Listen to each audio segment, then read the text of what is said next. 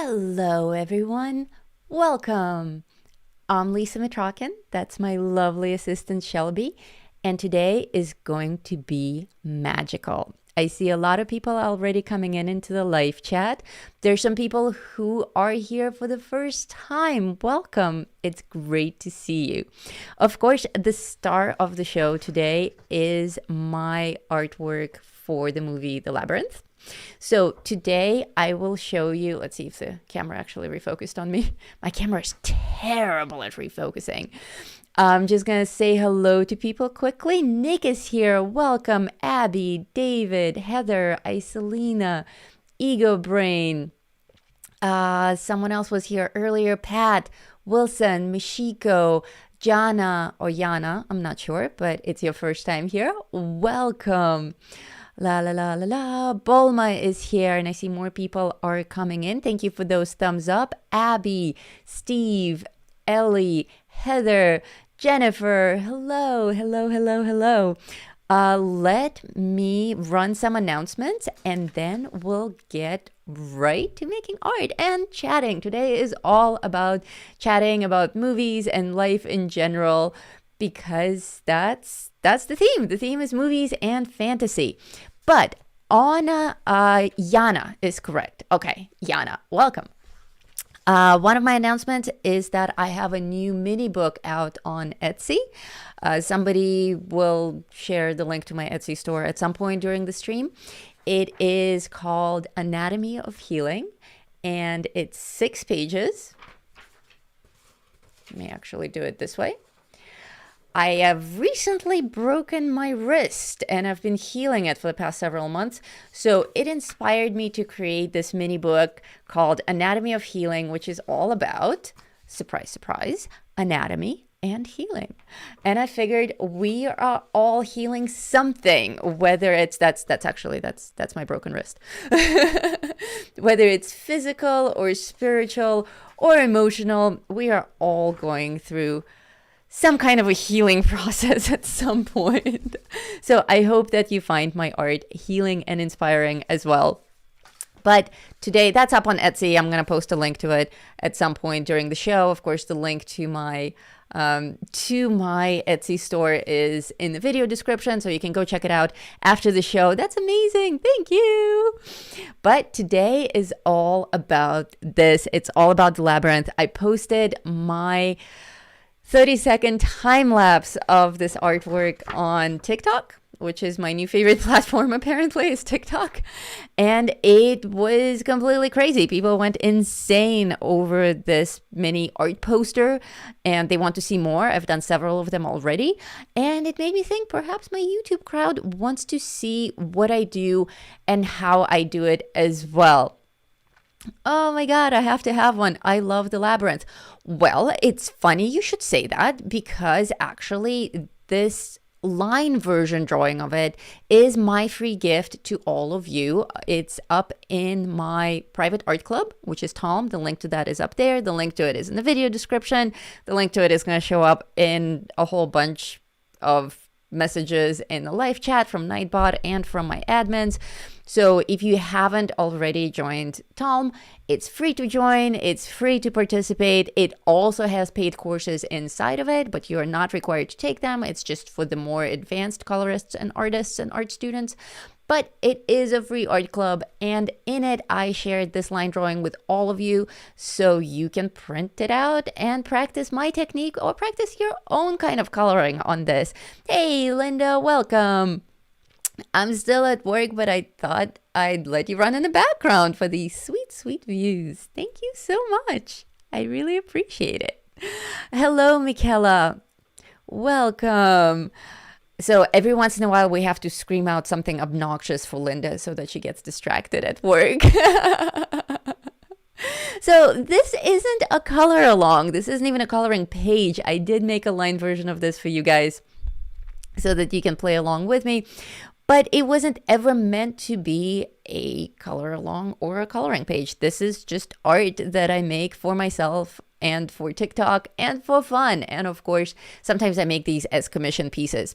Hello, Terralyn. Welcome. More people are coming in. Thank you so much. And thank you so much for those thumbs up. I actually have a lot of fun pop-ups for us today. So don't forget to hit that like button when you roll into the stream. I'm not going to have them on the screen all the time because it's actually really annoying to have those blinking little pop-ups. Hello, Jennifer. Oh, thank you. Lots and lots of little hearts. Hello, Abby. So what I like to make these movie posters in, well, my own art anyway, what I like to work with is pen and ink. That's what is up with all these hearts? Everyone's like sending me a million hearts. Thank you guys.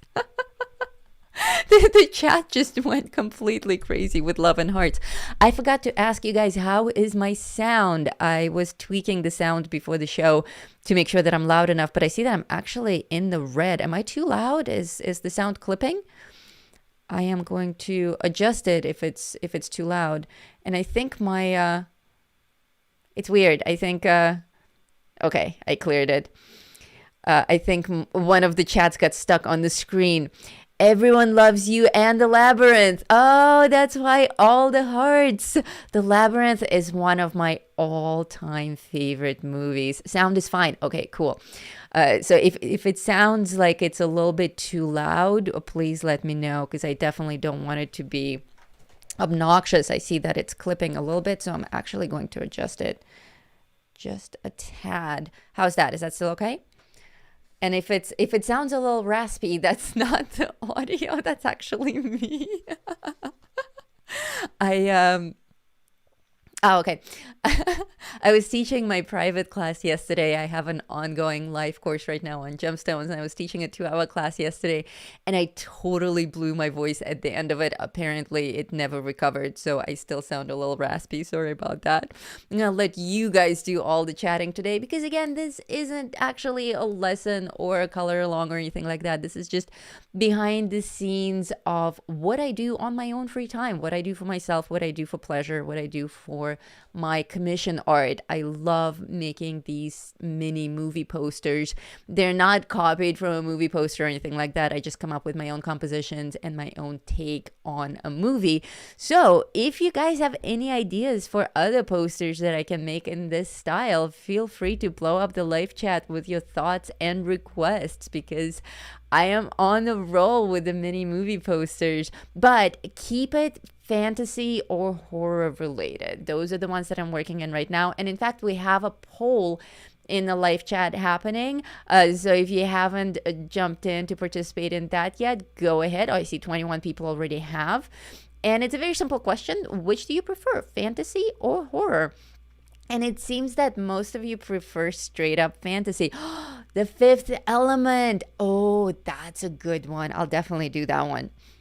Obviously, I'm going to do a bunch of these in the future, but it's a matter of which one to do next. Dark Crystal. Dark Crystal is like the single most logical step to take after the Labyrinth, isn't it? Definitely, I'm going to do Dark Crystal. I'm going to have to rewatch it because I don't remember it as well as the Labyrinth. The Labyrinth I know by heart, so I can draw it with my eyes closed. The Fifth Element I know really well as well. I can draw that pretty easily. Dark Crystal, I'm going to have to rewatch. Lost Boys, excellent choice. Excellent choice. The Lost Boys from 87, absolutely. That's a great... Wait, The Lost Boys from 87. Was there any other Lost Boys? Did they make a remake? I hope not. The original was amazing. Voyage of the Unicorn. Yeah. Goonies. Nice. You guys have like the same taste in movies as I do. That is awesome. So definitely I might do Dark Crystal next. Only if I rewatch it. The Fifth Element is also very tempting, and so is The Lost Boys. The Last Unicorn, a given, definitely a given. That's absolutely in the list. Somebody said that I should do Coraline. I'm not entirely sold on doing animated films yet because it's like you're drawing somebody else's artwork. Whereas here I'm putting the actors into a work of art. So I'm not completely sold on doing on doing animated films, but I will consider it. It's still going to be my composition of them, so I don't know. But I think the problem with animated films is that there's already so much of the illustration style from the actual animation, and it's different from my illustration style. So I don't know if I'm going to be as much into it as I am into this. They're doing Lost Boys remake, boo, and there are 2 sequels. Oh no, it's going to be awful. Yes, follow me on TikTok. Guys, I am literally 10. I'm going to check my TikTok right now. I am 10 people away, 10 followers away from reaching 1,000 subscribers. And I really need 1,000 subscribers to be able to stream on TikTok because I really want to stream on TikTok. So help me out, follow me on TikTok, and I'll be able to do streams there as well because people on TikTok apparently love me and they should be able to see this stuff as well. The Never Ending Story, definitely. The Princess Bride. Yes, absolutely, that counts. That is one of my all-time favorite movies. The Labyrinth and The Princess Bride are on the same page. They definitely share the spotlight. Let's see. Ghost Rider. Ghost Rider would be fun. Yeah, I would have to rewatch that as well. Princess Bride, I know also by heart. I can recite the whole movie. But Ghost Rider, I would have to rewatch. I think I only saw it once. I think I took it off my phone. TikTok. Once I get past 1,000, it's gonna be okay. I just need to get to 1,000 so I can start streaming. It's like a really important milestone. And speaking of milestones, thank you so much. 5,000 subscribers on YouTube. I just hit 5,000 yesterday. So thank you guys so much. I really appreciate it. The Wizard of Oz. Yeah, that's a great one. Oh, the new one or the original one? I guess the new one isn't The Wizard of Oz. I think it's just Oz, right? With James Franco. And it's not that new anymore. Followed.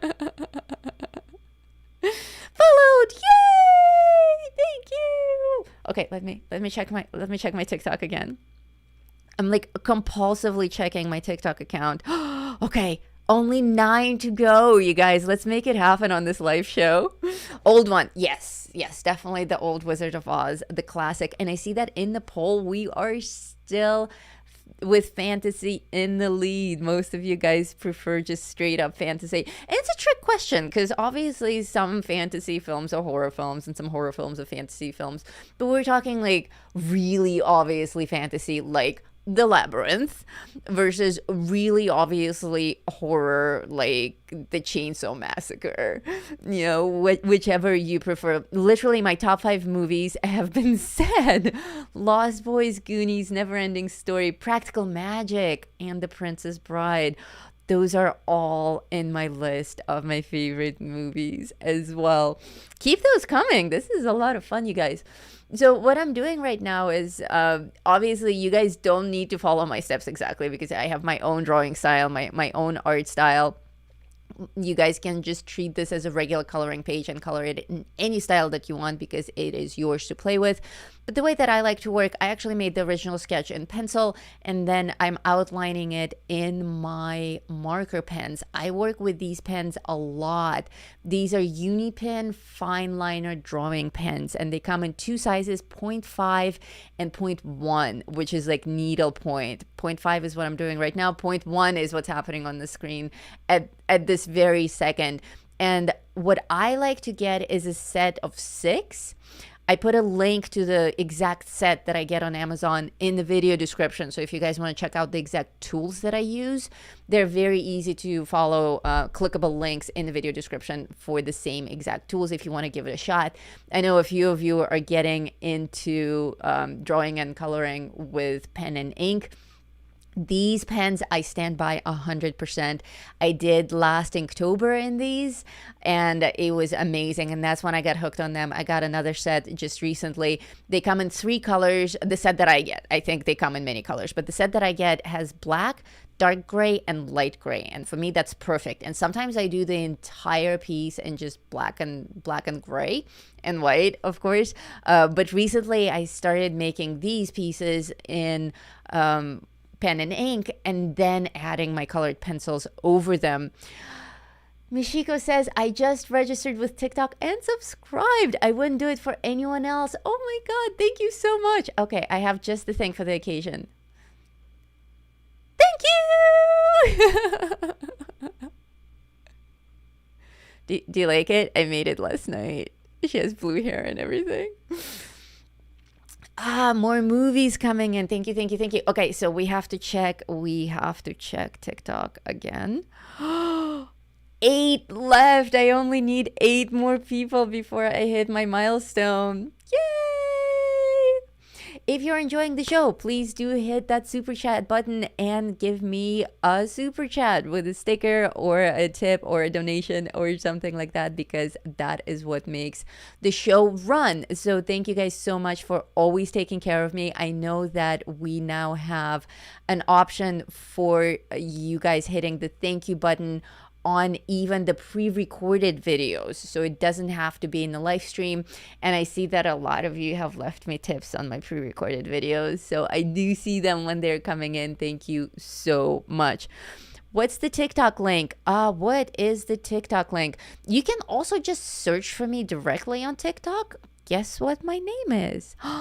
I'm Lisa Matrakin, literally everywhere for your ease of finding me. So you can just search for Lisa Matrakin, or in a couple of minutes, the TikTok link will pop up in the live chat again from Nightbot.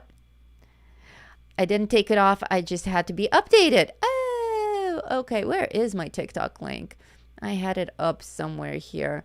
Well, it's in the video description. It's going to come up again in the live chat. I have something in my eye. Or you can just search for Lisa Matrakin, because it's super easy. I have the same name everywhere for the same reason, so that it's easy to find me.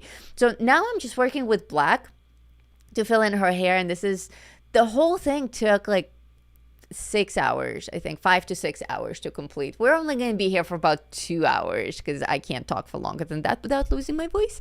So some parts of it I'm actually going to speed through, like the coloring of her hair, because watching me color her hair for 40 minutes with a black gel pen is probably not the most exciting thing on YouTube. So this part I'm going to speed through, but I am going to slow down and zoom in for more exciting parts, like the details and the little ornaments in her hair, or the shadows on the face and all of that. Following you, thank you. Let me do the thank you thing again. Thank you. Okay, now we have to keep compulsively checking my TikTok account. Let's see. 7 more to go. Oh my God, it's totally gonna happen today. You guys are amazing. So the pens, somebody was talking about the pens earlier and asking me 993 now. 7 more to go. So the pens are Unipin Fineliner drawing pens, and the set of 6 that I like is listed in the video description below, with a very easy to follow link directly to the YouTube listing. This is the second set that I'm on, and they last forever. Like I said, I did my entire Inktober collection in them, like full-size pages like this one, with 31 of them in these pens, and they lasted through the entire Halloween, through entire Inktober. And oh, thank you. I know you haven't. And I still have the ones from last year, and I just recently bought new ones because the lighter colored ones were depleting a little bit. But I like using the lighter gray and the middle gray. Actually, I do a lot of drawing with the middle gray or the darker gray. And then only if needed do I add pure black. On this particular composition, I wanted her hair to be pretty much the only element on the drawing that's completely, entirely jet black. And everything else to be in this diffused, dreamy kind of a purple hue. So her hair is really the only thing that's flat black. Everything else is mostly gray, dark gray, and then I will add colors over it, of course. Thank you guys so much for hitting that like button. There's so many of you who are actually doing it. Thank you. Following you on TikTok now. Only signed up for you, Lisa. Let me do it again. Thank you. Unfortunately, the little GIF doesn't come with a sound effect, so I have to scream behind it. Thank you. But hey, it works. It works. Let me check it again. It's totally there it is. There's the TikTok link. But when it pops up on the screen like that, you can't actually click it, but you can click it in the live chat. If you are hanging out with us in the live chat, that link is clickable. And of course, it's also in the video description. 994, 6 more followers to go. If you're just joining in, I'm trying to get to 1,000 subscribers on TikTok. So if you're not following me already, please follow that link or find me by my name, Lisa Matrakin, and hit that follow button, because actually this is the kind of stuff that I do post on TikTok. What you're watching here right now, this is my feed. It's all little time lapses of what you're watching on the screen right now. And that's where this stream came from, is that I did this 40-second time lapse of my drawing of the Labyrinth, and I posted it on TikTok, and it got thousands and thousands of views and lots of shares and lots of comments. And it's actually my best performing video to date. My TikTok account is very new. It's actually exactly a month long. It's my anniversary. So how perfect will it be to get my 1,000 subscribers today? We're about to get 3 more. Yay!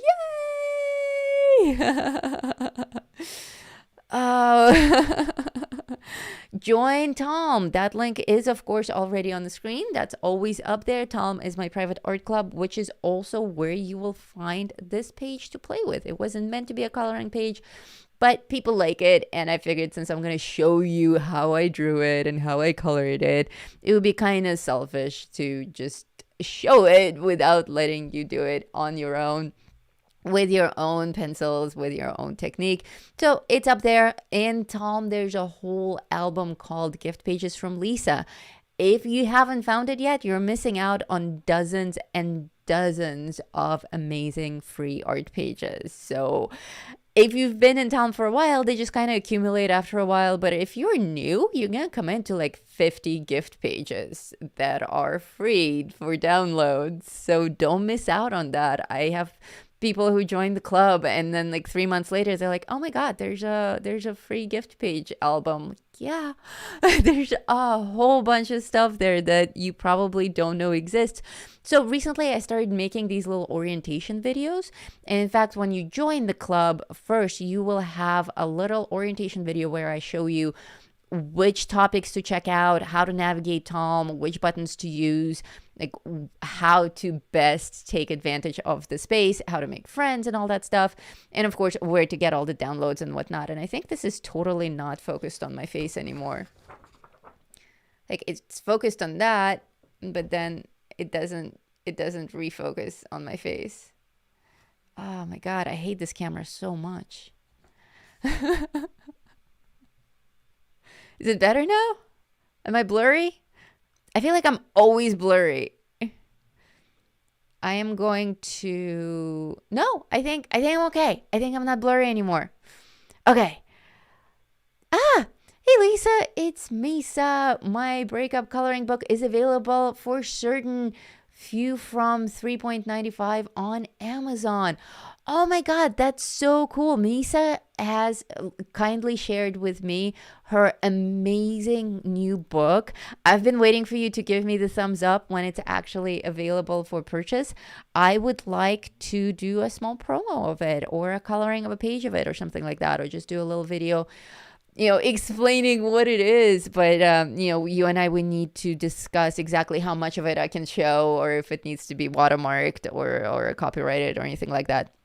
But definitely we'll talk about it, because it's such a cool and refreshing work of art. I definitely want the community to know about it, and I want to help you promote it, because publishing books is difficult and frustrating. You work really hard and you put together this book, and then absolutely no one hears about it, and you're like, crickets. I know I have 12 books published, and I spend more time promoting my books than I do actually working on them. 996. Oh my God, is that true? Say it is true.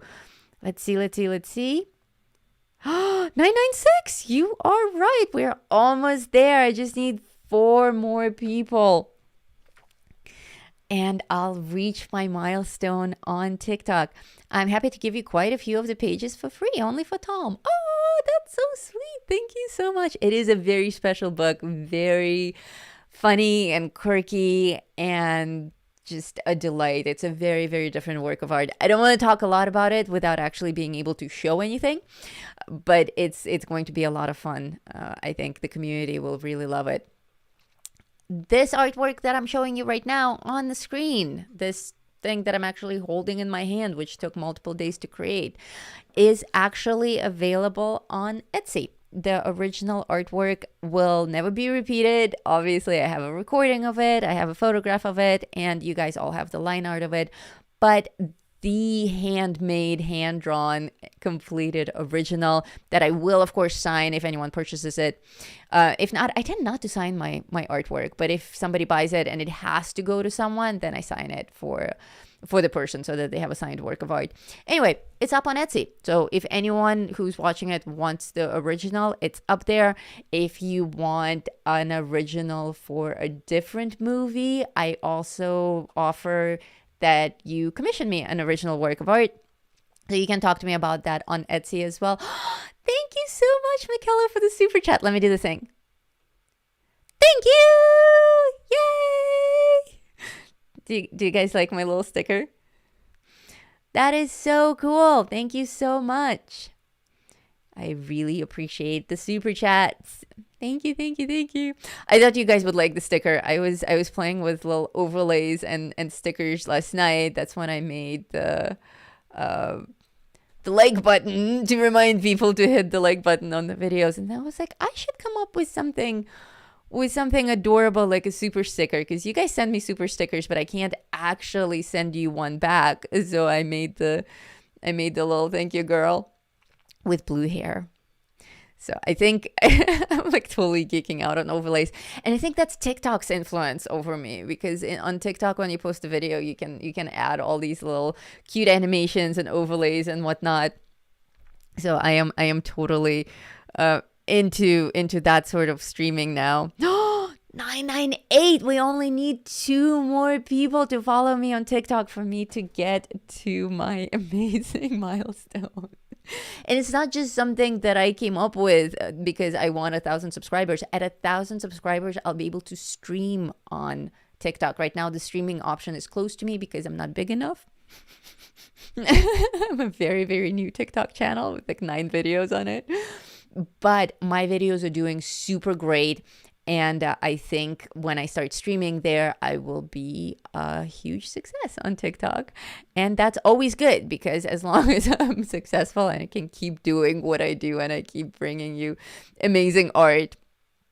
Hey, Art of the Soul Multiverses, welcome. All right, now those of you who are new to my show might be wondering what it is that I'm doing to my beautiful drawing right now. That mystery magical tool that I have in my hand is called white charcoal. The link to that is also in the video description. I usually have like a generic link for all the things that I recommend on Amazon, and that's still there. That's always in my video description by default. But today I also added specific links to specific tools. So my gel pens are down there, the white charcoal is down there, the paper itself, and the link to the Prismacolor pencil set is down there as well. So if you guys want to try out the same tools, that's all in the video description. I just signed up and they do look gorgeous. Yay! Awesome! White charcoal is amazing. If you're new and you have no idea what this stuff is, it's not charcoal at all. It's like chalk and resin, but it's called white charcoal. Don't get confused by that. It's completely different from compressed black charcoal. It acts more like a white pencil. It's like, texture-wise, it's kind of in between. It's a little bit powdery and chalky, but it also acts as a pencil. But it's just such a beautiful, pure white pigment. I love using it for everything. Anyone who's ever done a coloring with me know that I like working on gray paper or tan paper and priming it with white for certain effects, just to have that contrast. But I also really like adding white charcoal to my pen and ink drawings to really bring out the lighter highlights on, especially on three-dimensional object or subject. So in this case, of course, I'm adding a little bit of white to her face, and there's going to be white all over the place for that high contrast because I'm working on gray toned paper. I wish everyone could have seen me while waiting for it. What's the difference between white charcoal and pastels? Good question. The difference is huge. They are actually completely different chemical compositions. Pastels work only with pastels. In a nutshell, for your purposes, for what you guys need to know, the very basic definition, the very basic differences between pastels and white charcoal are that pastels, you don't really mix them with anything else. They don't blend with anything else. Pencils don't work over them. They work over pencils, but you can't really, like, they're designed to bind with each other, and you can create beautiful pastel pencil drawings. You can create pastel paintings with pastel sticks. There are oil pastels and chalk pastels, and just don't mix them with anything. It's been done before and it's a disaster.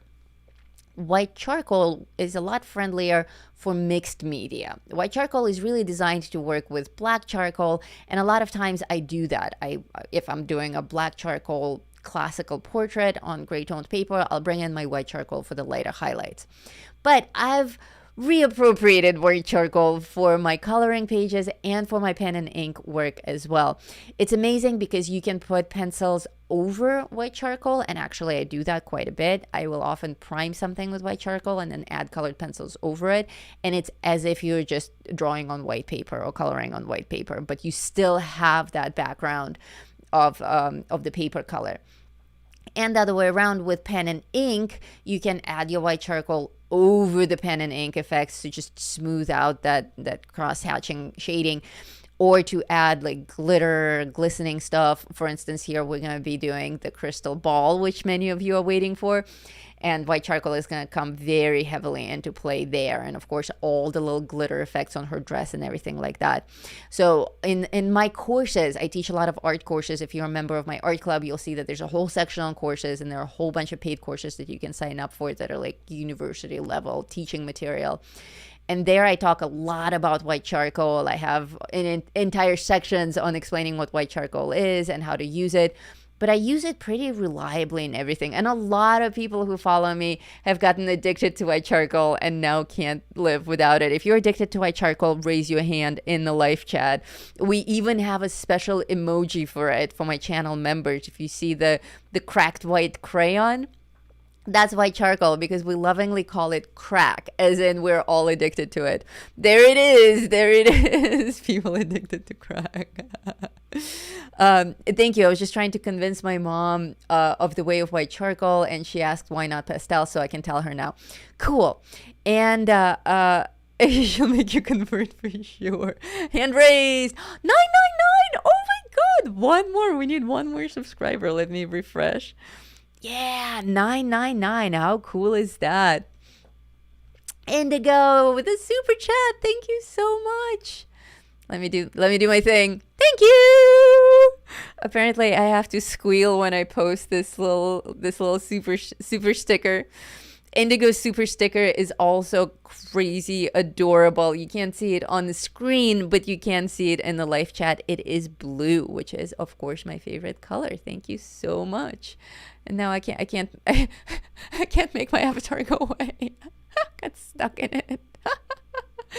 But I often get a question from my students in my courses: can I substitute white charcoal with pastel? And you absolutely cannot, not for these purposes. Yes, white pastels are also amazing. They will work beautifully on gray paper, but you have to stick with pastels for the rest of the art piece. You can't really mix it with anything. So for this, white pastel won't really work. A white pencil will. One other tool that I use quite a bit is a white Prismacolor pencil. And that is, I usually buy bouquets of them on Amazon, and I just have an entire cup full of white Prismacolor pencils because they are my second best choice after the white charcoal. They're not quite as clean and white.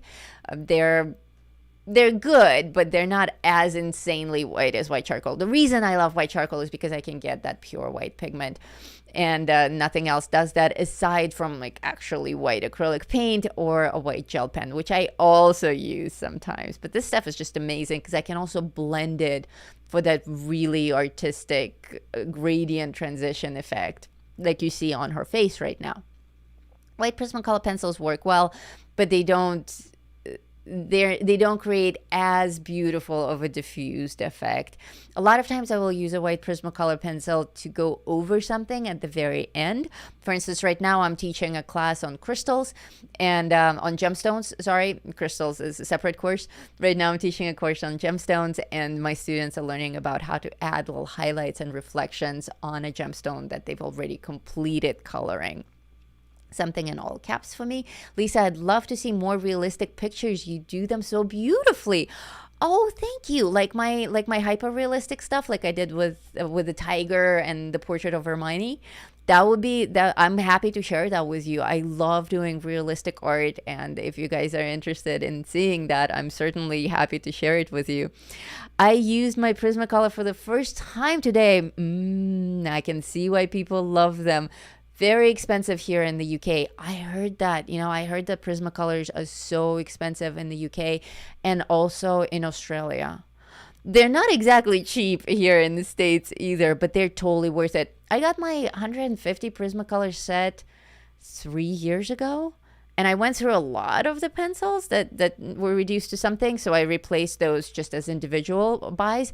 But I'm still going through that box of 150 pencils. They last a really long time. Ellie says, Lisa, you need to try the Clairefontaine paint on paper. Okay, it comes in a lovely light and tan, among other colors. Great for pen, white charcoal, and pencils. I will make a note of that. In fact, I will take a screenshot of this right now so I don't forget. Thank you for the tip.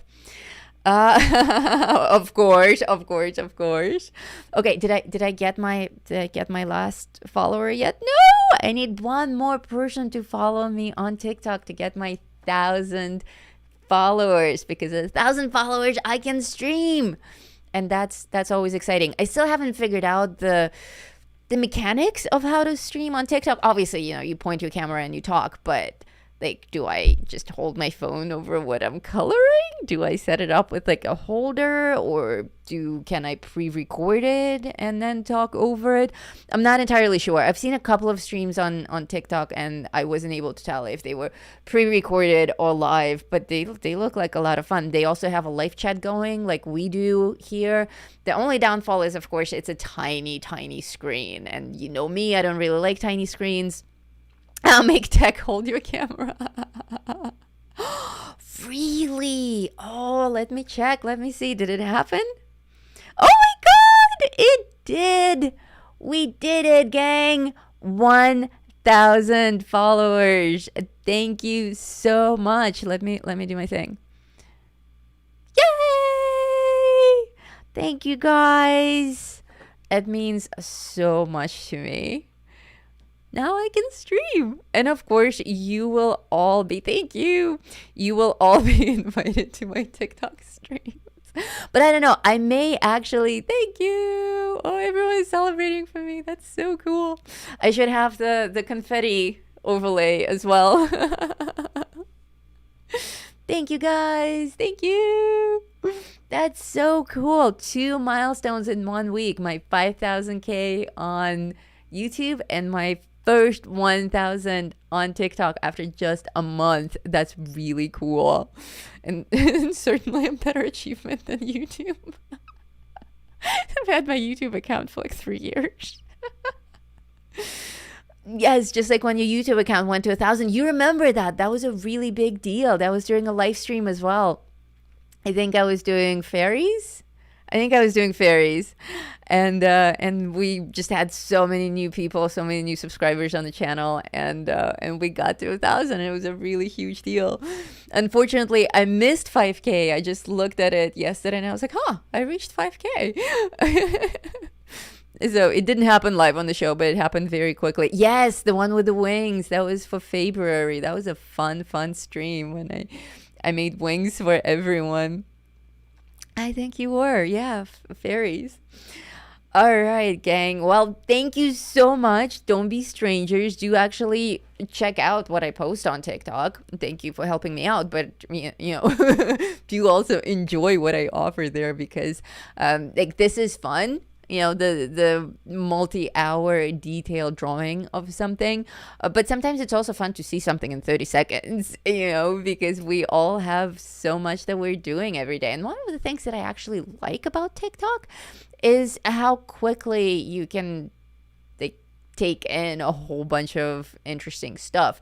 So I was able to train my TikTok to show me only the stuff that I care about, which is art and drawing.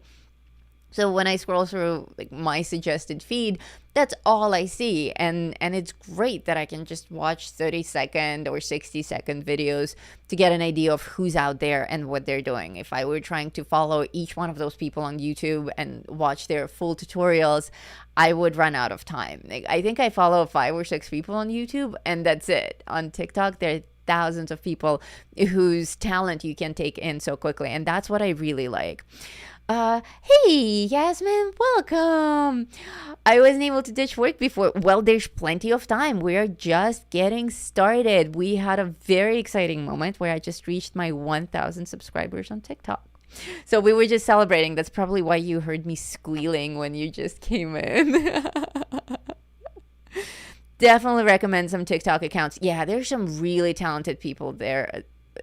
Don't get me wrong, there's a lot of garbage on TikTok. A lot. And when you sign in right away, thank you. That's what you get. You get like naked people dancing, and it's disturbing. Like it's people you don't want to see.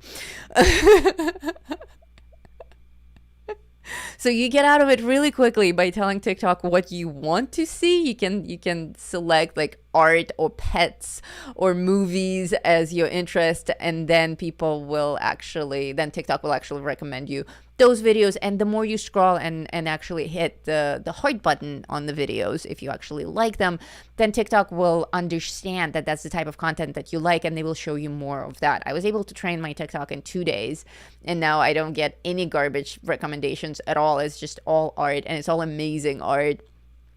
Nice! I signed up for Tom now to create more time for it. Yay! Welcome! More new members. So when you do, TikTok is a black hole and you get sucked into it for 3 hours. That is indeed true. TikTok is a bit addictive. Even for, like, you see, I'm sitting here with my phone checking how many subscribers I have. Like, even as a creator on TikTok, it's very addictive. Tom is great, so inspirational, indeed. And I know that I have a lot of new people watching this.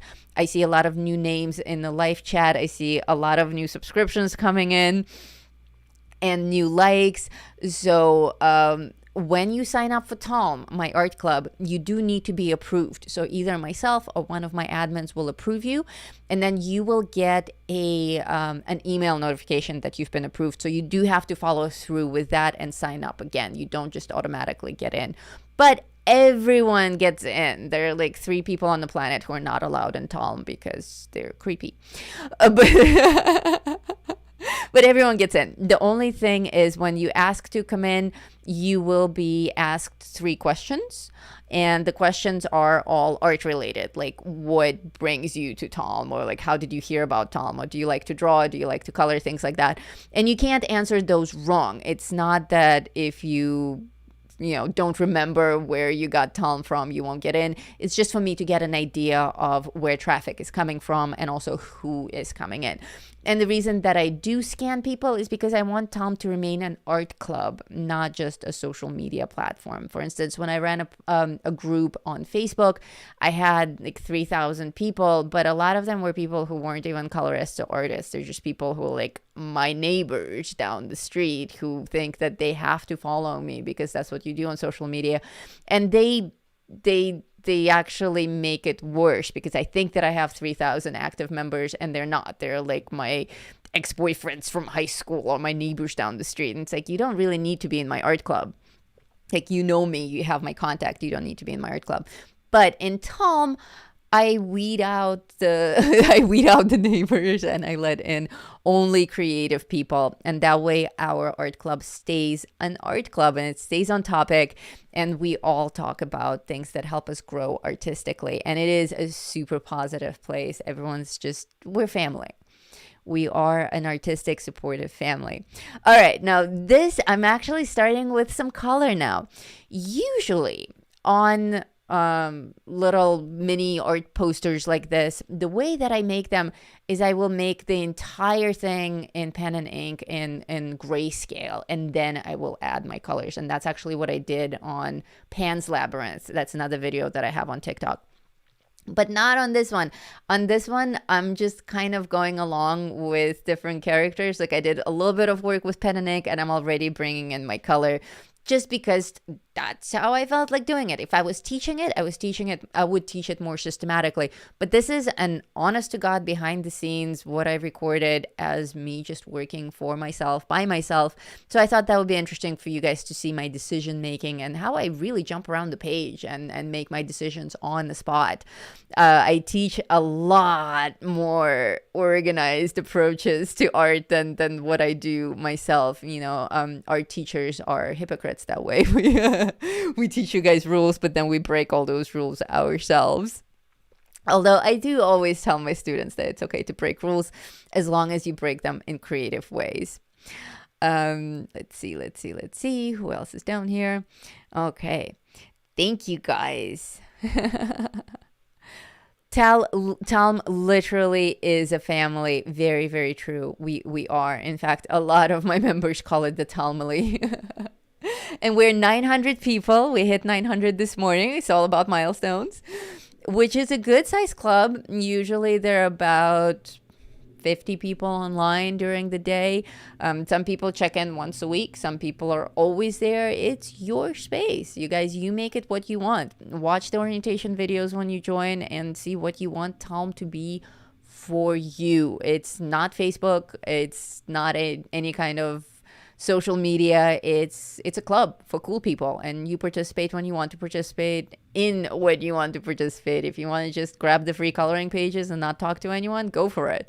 If you want to get actual constructive criticism feedback for your work, and it can be any type of artwork. We have painters, we have diamond painters, we have sculptors, we have people doing cross stitch and little models out of felt. We have Lego workers. We have any kind of an imaginable creative hobby, and people are practicing it. Most of us are illustrators or colorists because that's how the group started. But right now, everyone is coming in, and you can even create your own identities or your own topics of interest and find members with the same topic of interest because it's organized really, really well. What were we talking about? Typical ladybug problem. Okay, here, this stuff that I'm using right now is no longer white charcoal. This is the white Prismacolor pencil that I was telling you about in the beginning of the show. That's totally different. And I feel like I'm freaking blurry again. I'm gonna take all your guys' super chats and buy myself a new camera because I really hate this one. I can't focus lock. I only have autofocus, and it reliably focuses on the desk behind me and not on my face. So I'm getting really freaking annoyed with it because I also teach with this camera on, and then I'll do like a 2-hour recording and I'll look at it and then I have to re-record the whole thing because my face is all blurry. It's quite annoying, but it's really hard to find a good streaming camera that's actually good. I mean, I have like professional camera equipment up in the recording studio, but it's too big and bulky to put on my desk. I definitely don't want to put my GH5 up here, down here. So I don't know. I'm definitely on the market for a new streaming camera because this blurry face thing, it's got to go. Maybe it's just that my YouTube preview is blurry. Maybe it's not my face. It feels like just my face is blurry, though. Not blurry to me. Oh, okay. Not blurry at all. It might have been just the crappy resolution that YouTube dropped me down to. No, but I swear, sometimes it does get blurry. Like, I've done recordings where my art is in focus, but my face is totally blurry. I don't know. I still hate my camera. I'm going to get a new one. It seemed like a good idea, but now I need a new one. So now I'm actually using, I didn't put this in the link because I forgot that I was mixing and matching my colored pencils, but I am bringing in not a Prismacolor, but a Polychromos. Those are my two favorite brands right now, a Prismacolor and Polychromos. And I found that they work really well together. I've been mixing and matching them, mixing them on my coloring and on my drawing quite a bit. I have both of them. You see that mess of pencils behind me on the desk? That's a combination of Prismacolors and Polychromos. Not okay. And they just work really, really well together, especially with Prismacolor overlaying the lighter colors on top of darker colors. That's my favorite. Did you get a larger set? Not yet. I'm a little short on the income these days, so I haven't been able to afford it. But when I am able to afford a treat for myself, I'll get a big Polychromos set, or I'll put it in my Amazon wish list or something. But I am definitely getting hooked on Polychromos, and I definitely need a bigger set, for instance. So my set is 24 or 36. It's a small set, while my Prismacolor set is 150. So in Prismacolors, I have the whole range of everything. But in Polychromos, I have, like, the small set has a nice selection of colors. And I've done a review of it. I think I did I do Cruella in it? I think I might have done Cruella testing them because it was a really colorful page, and they're amazing colorful pencils. But the selection that I have in the small set are all like the cornerstone colors. There's a very pure red, there's a very pure blue, like pure emerald green, bright yellow, but there are no nuanced colors. So like 2 browns and that's it. Whereas in my Prismacolor set, because it's so huge, I have all the little nuanced colors. Like I have the entire section of my French gray going from 10% to 90%, which is amazing.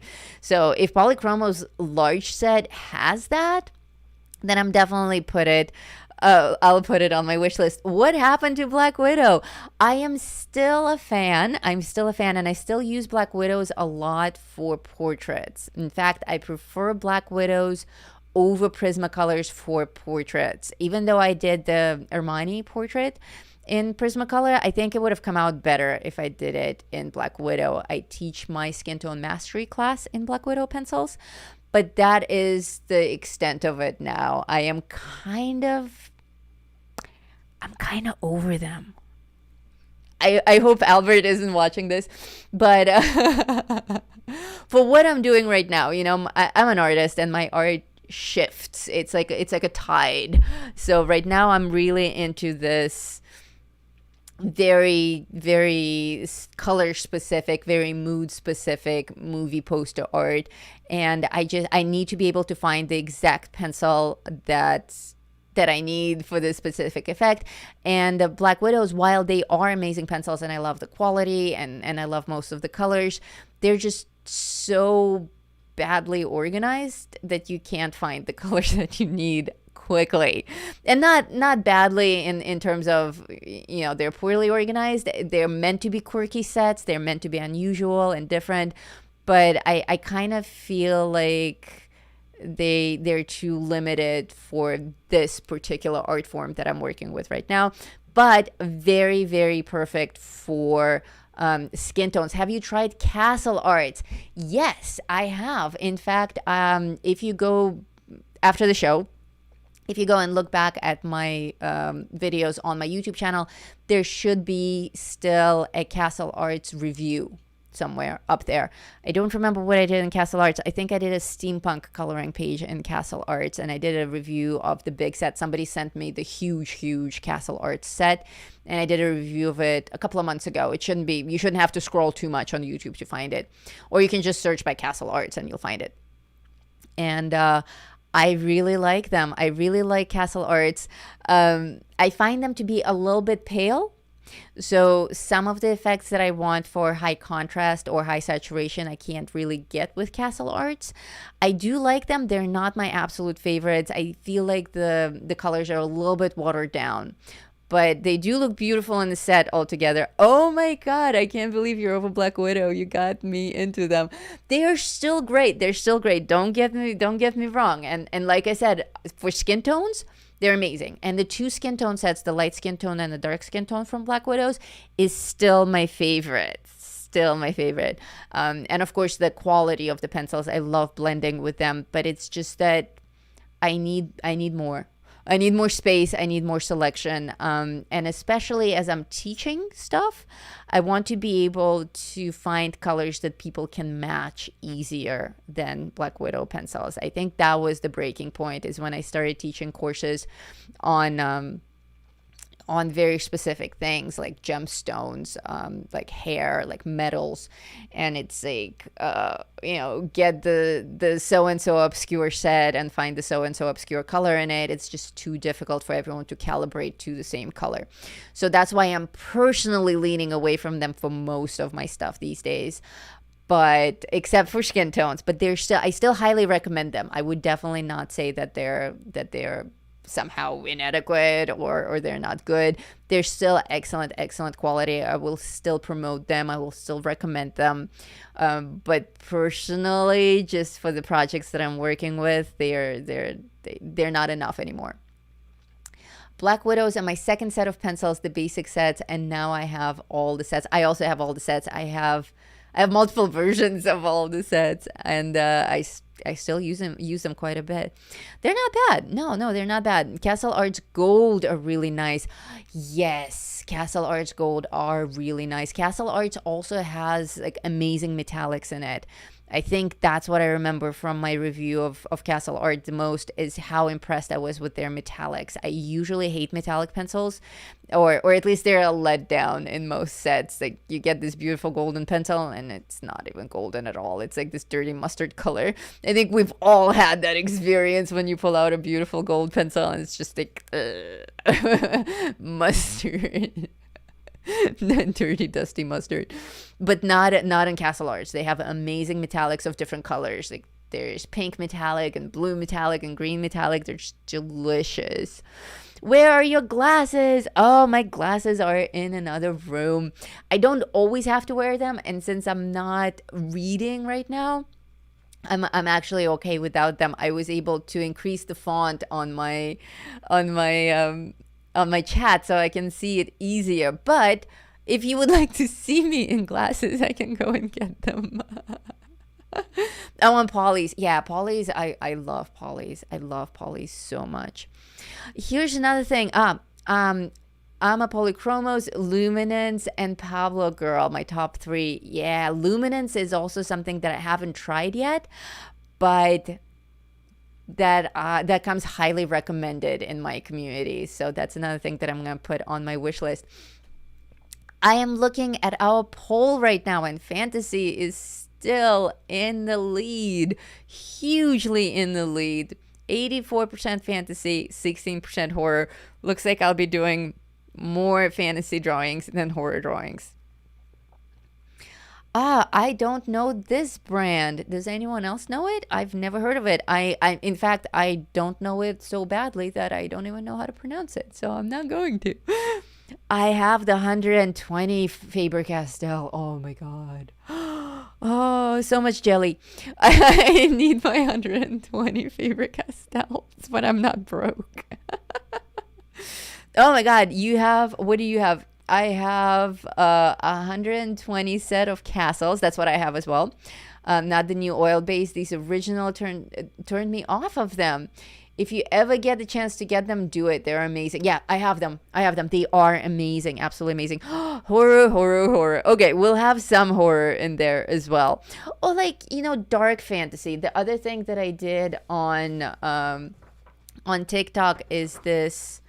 Let me pause this and put you guys on the big screen so I can show you the other thing that I did is Pan's Labyrinth. Do you guys know this movie? This is a Spanish film, and it's dark fantasy, and it's really beautifully filmed. It's a beautifully written story, and it's heartbreaking. If you don't want to cry, don't watch it. But it is an amazing, beautiful fantasy. It's a Guillermo del Toro film, so all the mythical characters are amazingly done. So actually, on that note, focus on my face. On that note, I have this recorded as well. If you guys are enjoying this chat and art stream, we can do one on Pan's Labyrinth as well if you want to see how I did that one. That one I actually did, like I told you, with full grayscale first, and then I added color because it was actually meant to be just grayscale. So I completed it. It was done. It was perfect. And then I asked the community, I asked my art club members what they think, if I should add color to it or not. And so many people said just add color, but like moonlight blue and like creepy green colors. So I gave it a shot, and it came out even better than my grayscale version, and that's how I did it. If you get a chance to get polychromos, get them. I didn't mean castles. Oh, polychromos. Okay, yeah, polychromos. I love Pan's Labyrinth. Oh my God. I was surprised at how many people on TikTok didn't know about it. They were like, is that a movie? But everyone knew the Labyrinth. I'm glad I didn't have to read the subtitles for once. I love Guillermo del Toro, and all of his stuff is amazing. Actually, Lisa, what about a drawing of the creatures from Hellboy 2? They're so imaginative. Oh my God, yes.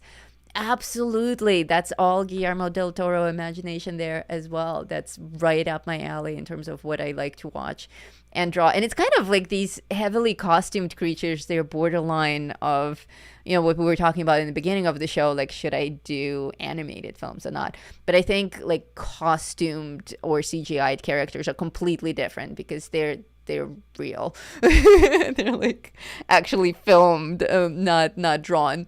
So definitely. The Collector and the Guardians of the Galaxy. Also Del Toro, Benicio Del Toro. He is an excellent character. Yeah, Benicio Del Toro is excellent in everything. He was even excellent in that horrible werewolf film that totally tanked. Oh, I like Hellboy as well. Hellboy is excellent. In fact, I might just go through all of the Guillermo del Toro films because that's a good start. Yes, the new Hellboy would be awesome to draw. See, I don't know. I feel like I'm getting old. Like, I never know which one is the new one, which one is not the new one. The Hellboys that I like are the Ron Perlman ones. But I think there's a new Hellboy now, which is very confusing.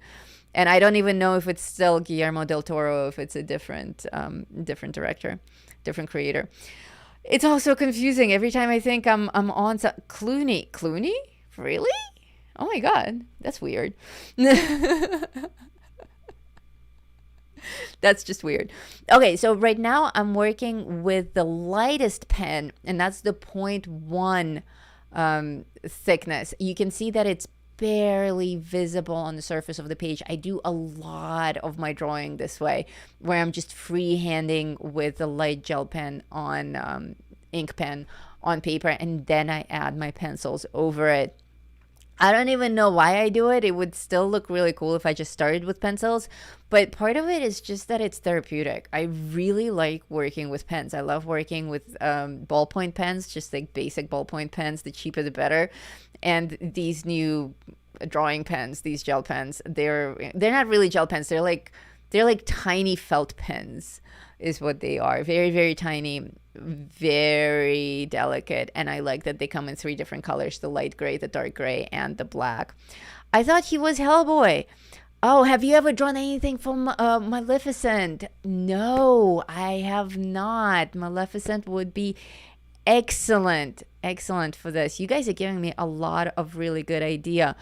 Oh, okay, the new Hellboy has Mila Jovovich in it. We're already doing the Fifth Element, so okay, that's cool. It's got nothing to do with the Ron Perlman ones, so a completely different Hellboy thing. Okay, I'll have to check them out. I do love the Ron Perlman ones, though. They're quite excellent, both of them. I'm usually not into sequels, but in case of Hellboy, they were very good. That was Shuttle Art pencils. I sent them to you. You did Corella. Yeah. That's it. Now I remember. Shuttle Arts was sent to me by Indigo, and I did do Corella with them. Again, if you are new to my channel or if you missed that show, after this one, don't go right now, but after this one, scroll through my posted videos on YouTube, and there's going to be one that either says Shuttle Arts Review or Shuttle Arts Livestream or something like that. And there's a full live stream, and there's also a cropped version of it, and I'm doing Corella in it. And usually when I do color pencil reviews, I also offer all of those pages as gifts. Guess where? In my art club tome.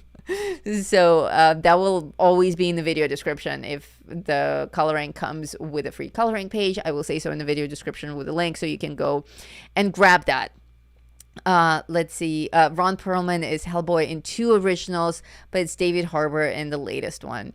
Yeah, the Perlman ones are the ones that I know, 1 and 2 with oh, I forgot her name. I forgot the girl's name. So actually here, I'm doing a lot of work. I'm like totally switching back into teaching mode. I'm doing a lot of work. My main pencil here is Prismacolor dark purple or deep purple. I think it's called deep purple. And it's literally my favorite pencil on the planet. I don't know how many people have a single favorite pencil. Selma Blair. Yes, Selma Blair. Exactly. Thank you. But for me, it's the Prismacolor Deep Purple. And it's not that I color so much with purple or draw so much with purple, but when I do, this pencil is just the bee's knees. Like, there is no more delicious, more effective purple pencil than the Prismacolor Deep Purple. And that pencil is what got me into Prismacolors to begin with. So I feel like it's, I kind of owe my Prismacolor use to this one particular pencil. It got me into it. This is incredible. Thank you so much. Me, Black Widow, Venom. That's a green one, I imagine. Yeah, if you have a favorite pencil, just one favorite pencil on the planet, let us know in the live chat right now. It's quite curious. I didn't realize that other people have them as well. But for me, it's the Prismacolor Deep Purple. And one of the reasons that I love it so much is because of how it blends. Right now, I'm using a Frenchy percent, a 20% French gray to blend it, and it turns like, it just makes the purple so creamy and so bright, and it's amazing. Crimson Lake, oh, that's a good one. I know that one. That's a really excellent color. And it's not just about color. It's like, it's that particular pencil that becomes your favorite. Don't forget to subscribe if you're watching this. Also, if you're not subscribed, you can't join us in the live chat. Only subscribers are allowed in the live chat. So don't forget to subscribe. Subscribing is free. But if you feel like spending money on my channel, you can also become a channel member. Channel members get perks like extra free gift pages or their own private live streams. So that you can do by just hitting the big join button under your video. I use the 20% because it's your fault. The 20% French gray is my favorite blender pencil. I do a lot of blending with it, and apparently I got a lot of people hooked on it as well. I also have the 20% French grays in just this giant collection on my desk. I buy them separately. My first 20% French gray got tinified within like a week of purchase. So now I just get them in bulk. Prisma, Henna Polychromos, Caput Mortem Violet. Nice. That's a good one. Beige Red from Polychromos. Beige Red? What a weird name. Is it beige or is it red? But cool. It sounds cool. Let's see. Derwent Light Fast Nightshade. Nightshade is a great name. A deep purple, nearly black. And it sounds like it's a delicious color as well. It made me stutter. Like, it sounds like it's a delicious color as well. French gray is also wonderful. Lisa, have you ever done grayscale with only one color? Yes. It's tricky. It's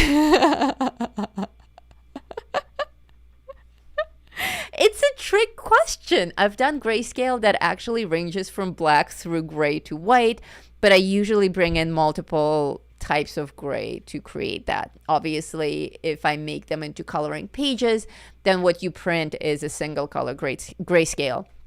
But usually, even if I'm doing a grayscale pen and ink, then I don't just use a single gray. I usually have a variety of grays working on it because it just gives your drawing so much more dimension. I rarely create a work of art with just one tool.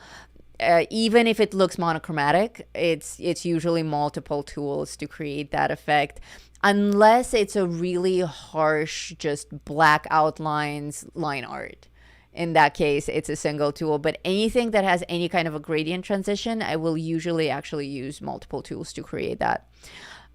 Okay, one day we should show new peeps the huge box of pencils. The huge box of pencils. Well, no day like today. Let me go grab it. Oh, where is it? Where is it? Oh, it's right here. Hold on. Hold on. All right. Here it is.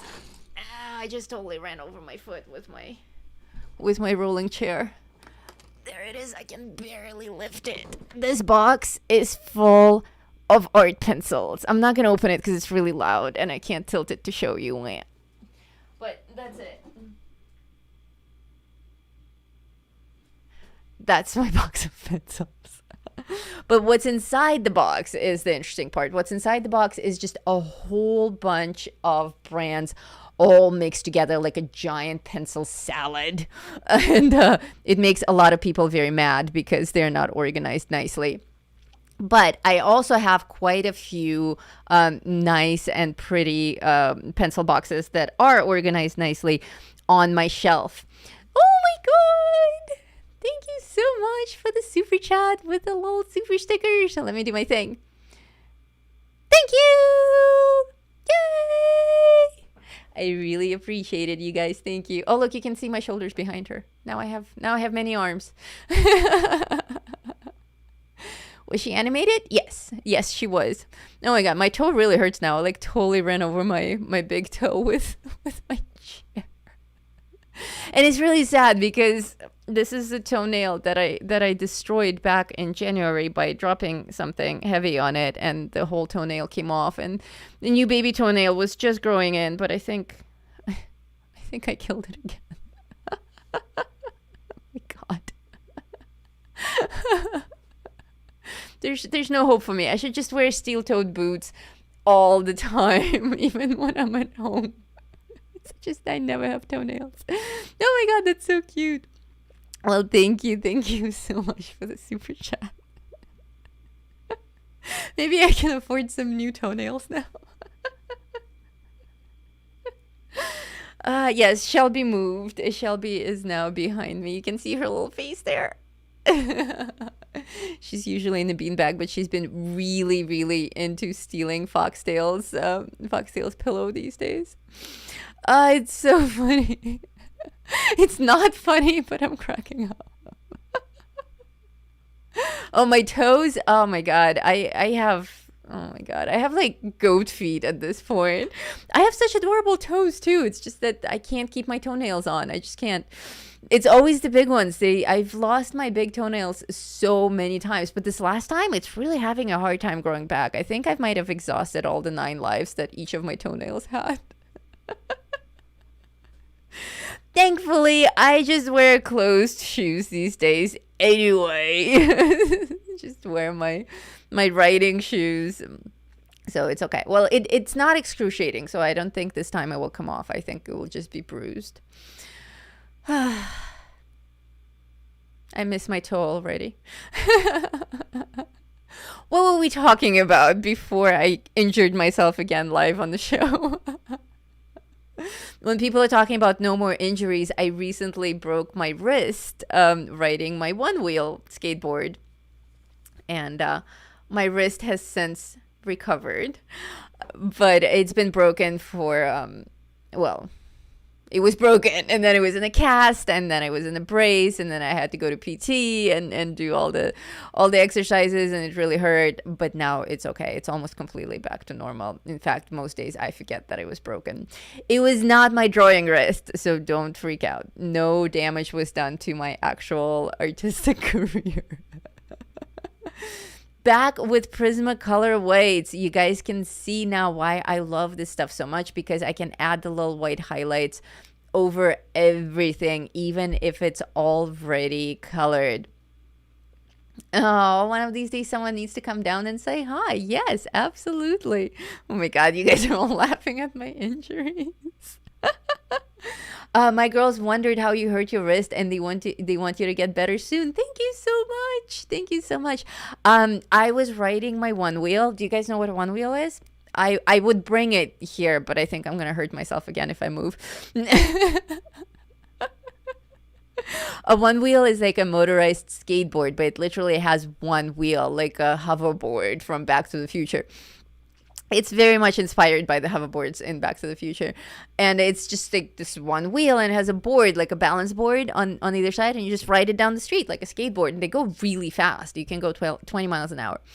And they're motorized, so you charge them and you get on them and you ride and you control it with your balance. And it has like sensor pads and everything. So I was getting really good at it. And one day something glitched in the software and my motor just shut down and I went flying off of it in some weird way.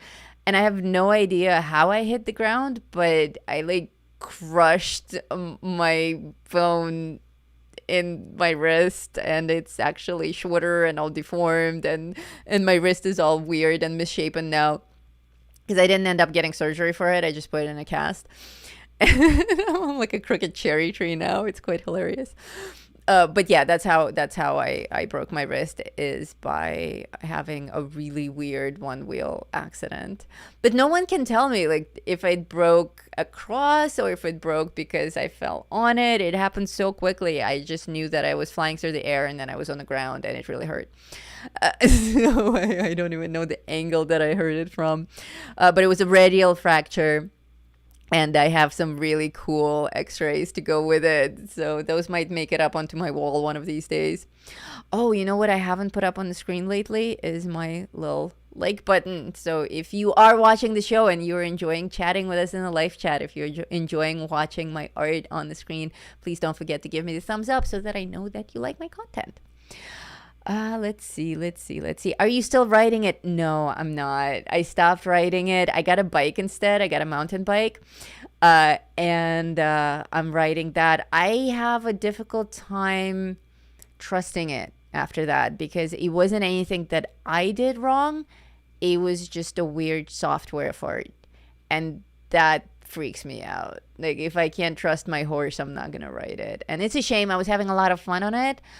But it was also really costly. If I just like bumped my knee or, you know, had a really big bruise on my face or something, it wouldn't be a big deal. I would get right back on it. But having been in a cast for several months and having to go through several months of physical therapy and spending a ton of money on it, like, medical bills are really expensive and really uncomfortable, and they keep sending you the same bill over and over again. You have to prove that you already paid it.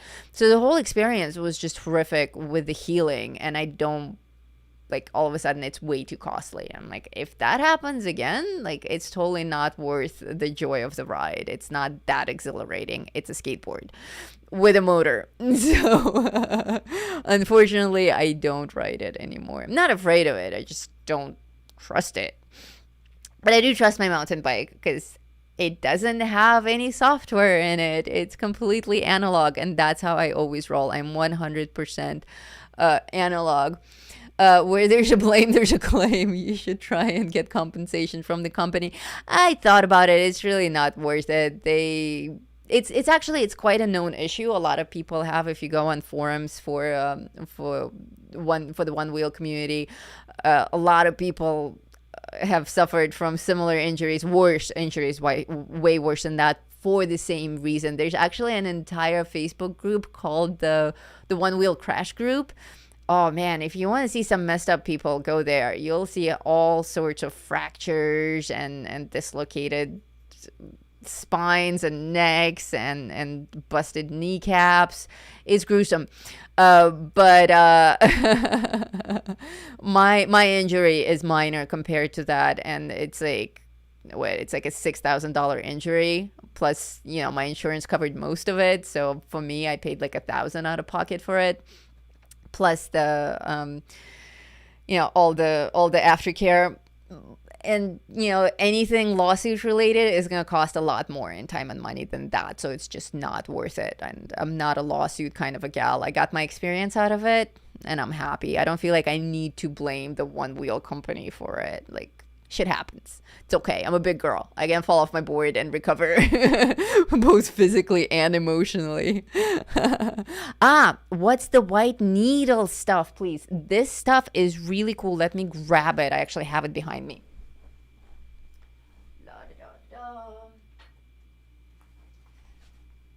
This stuff, I call it my white nail polish thingy. That's the official name for it in my courses. This is, I forgot to put it in my list of materials because I forgot that I used it on this. This is, focus on my face, this is Copic Opaque White. And it does exist on Amazon, but I think it doesn't exist in every country. It definitely does exist in the US. The fan that sent me this is from Linda. This is from Linda Huxley. So if you're still watching me in the background, Linda, thank you. She sent this to me because I'm constantly on the search for the perfect white gel pen, and I've been getting really disappointed with white gel pens. So she sent me this because it has she knows that I like Copic markers. So Copic brand was a good bet to send it to me. But she also sent it to me because, as you can see on the screen, it has a super fine tip. You even referred to it as a needle. It's actually a brush, but it's a very, very fine brush. And for things like that, like the little sparkle effects, it's absolutely perfect. I used it for some of the effects. Right now I'm teaching the gemstones class. And in that class, I actually say that it's not the ideal tool for what I'm doing with it with gemstones because it does leak a little bit. So I do have some issues with it, but not here. For this, for like the little glitter on her dress, this was perfect. And all the dots, the little sparkle dots in her hair, that was great as well. So usually I do this effect, I make this effect with a white gel pen and a Q-tip. I like to add the little dots of white gel pen, and then before it dries completely, I take a Q-tip and I smudge it for that little diffused look. With this, I can also have it like they use on nails when people get undone. Okay. I guess, I don't know, I've never actually had my nails done. I just paint mine black. Oh, you're welcome. Let's see. Is it like the PH Martin's bleed proof white? I don't know what that is. I'm sorry. I have no idea. But it's literally, the reason that I call it my nail polish thingy is because it's like in a nail polish case with a little nail polish brush, and that's kind of the format that it's in, except that the brush is very thin. You wouldn't actually be able to paint your nails with it. And the reason that Linda got it for me is because I do a lot of fine detail with white, and I wanted to get something even finer. So for instance, I recently did a hyper realistic drawing of a tiger, and I was having the hardest time adding those white whiskers in the end because everything that I had was just too thick, and I almost ruined my 10-hour tiger drawing by giving him whiskers that were too thick. If I had that for the tiger drawing, I would have no problems whatsoever. So it's hit or miss. It's good for some things, but like I told my students the other day, there's one problem with it. When I take this stuff out, when you take out your nail polish, you know that there's going to be a little bit of a spill here on the side. So you kind of just like control that spill by taking it off on the edge. So I do that, but as soon as I put it over my paper, something else drips from the rest of the stem. And then I always have that giant drip coming down on my paper no matter what I do. So I have to work really fast before I get that extra blob of paint. So that's a bit of a downside for me with this thing, but I don't know if there's a workaround for that. I think that's going to be true for anything that's in this format. And if it's a pen, you probably can't get a pen that's as fine as the tip of this brush. So I'm still on the search. I'm still on the search for my perfect white pigment. This is good enough. It's excellent for some things, but it's pretty horrible for some other things. So certainly I understand that you can't find a perfect tool that's going to be perfect for everything across the board. So you end up, anyone who has an art studio knows that you end up with a million tools, one for each type of an occasion.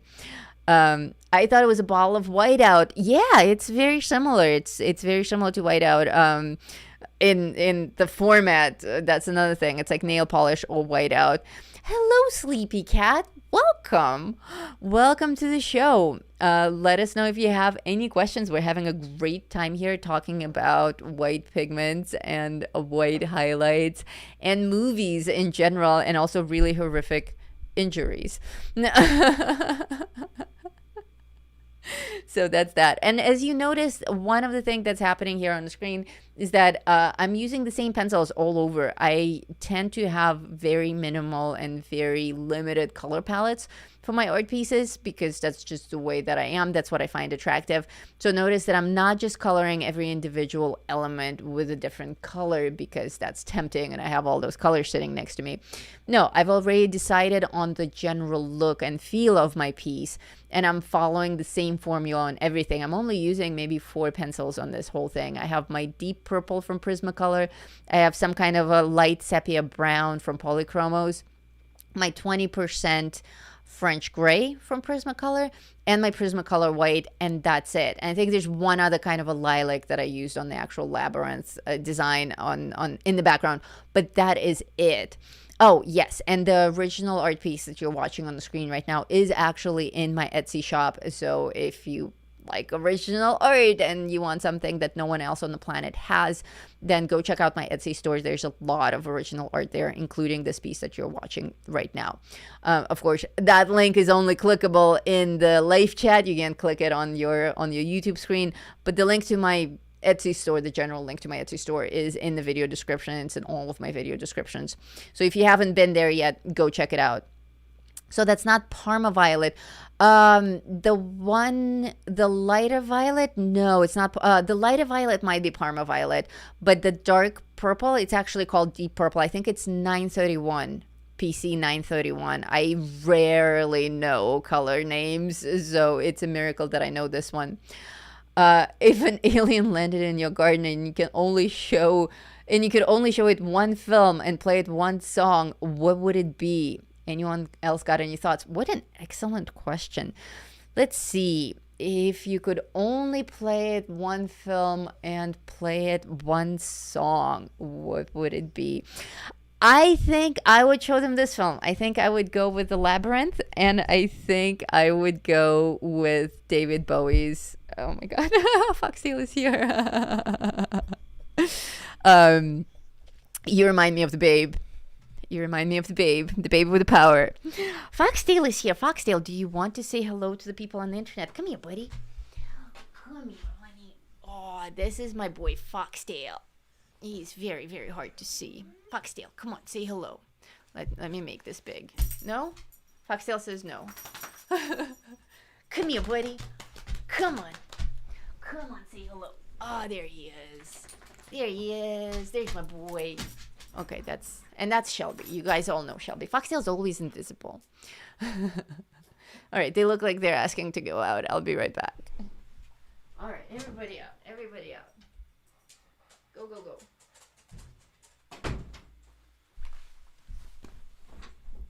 I think they got overheated. So yes, Labyrinth, and you remind me of the Babe. Anyone else? What would you do? If aliens landed and they could see just one film, I'm torn though. It could be The Princess Bride. The Princess Bride is also an excellent film. I think aliens might get confused by The Labyrinth and think that that's the way things are. Whereas The Princess Bride, I think, is a much more accurate representation of humanity. Have a good night. Have fun with those dishes. And the cool thing about working with pencils and pens is that you can keep interchanging them. Like, I go over my pens with my pencils, but then if I need something to go darker, like with the actual goblins in his hair, then I can bring in my my markers again and make it darker, my drawing pens. Maybe I would show it E.T. You would show E.T. to the aliens? They are E.T. They would find it hilarious. Oh, have you guys seen Paul? Have you seen Paul? That has a really nice take on why aliens look the way that they do in popular culture. I think my film would be Gone with the Wind, and my song would be Good Vibrations by the Beach Boys. Good choice. I know. I might show them The Fifth Element though, because that's also fun. Not that that's a realistic representation of the human race, but still. How about The Godfather? That would be a good one. It's serious, but they might enjoy it if they're patient. The Godfather is quite a long film. Oh man, my toe really hurts.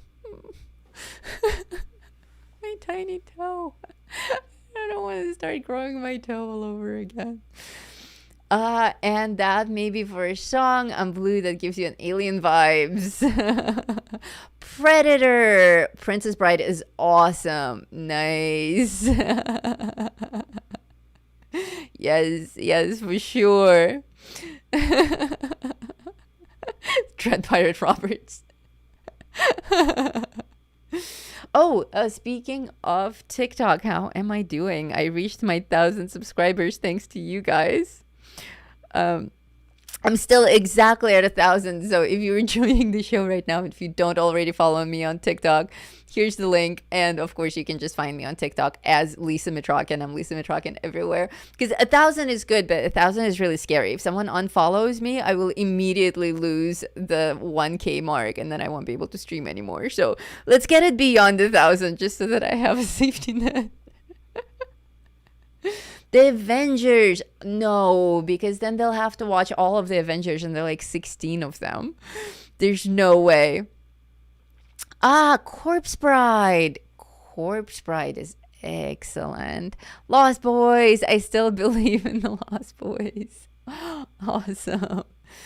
Let's see. What other films are there? Dark Crystal for sure. We were talking in the beginning of the show what else I should do for these.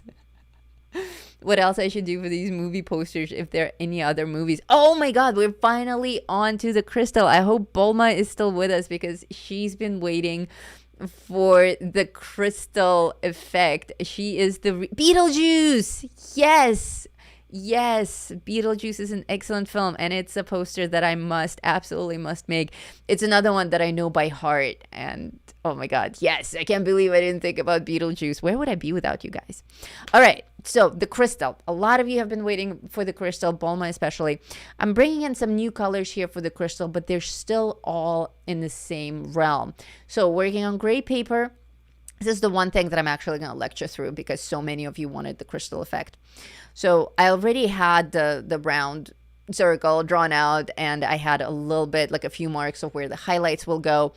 And my very first marks that I made here were actually done with a really dark gray, like a 70% cool gray, which is quite dark. And I just added a few reflections of that labyrinth pattern that I have around it, suggesting that it's actually reflected in my sphere. Then I added a little bit of my purple, that same main purple that I'm using for this whole piece, the deep purple. And then, don't say it 3 times. You know what happens. And now I'm using this very, very pale blue. I call it ice blue, but I think the name of the pencil is actually powder blue.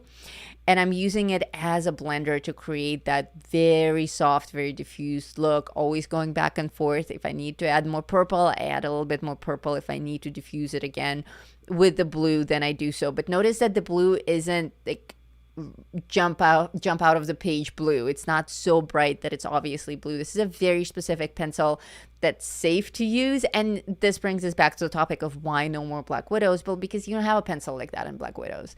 You know, you have just this random collection of random colors that seemed interesting for a particular set. But if you need something specific, you won't find it there because it's not a full set perfectly calibrated. And that's my main beef with Black Widows these days for stuff like this.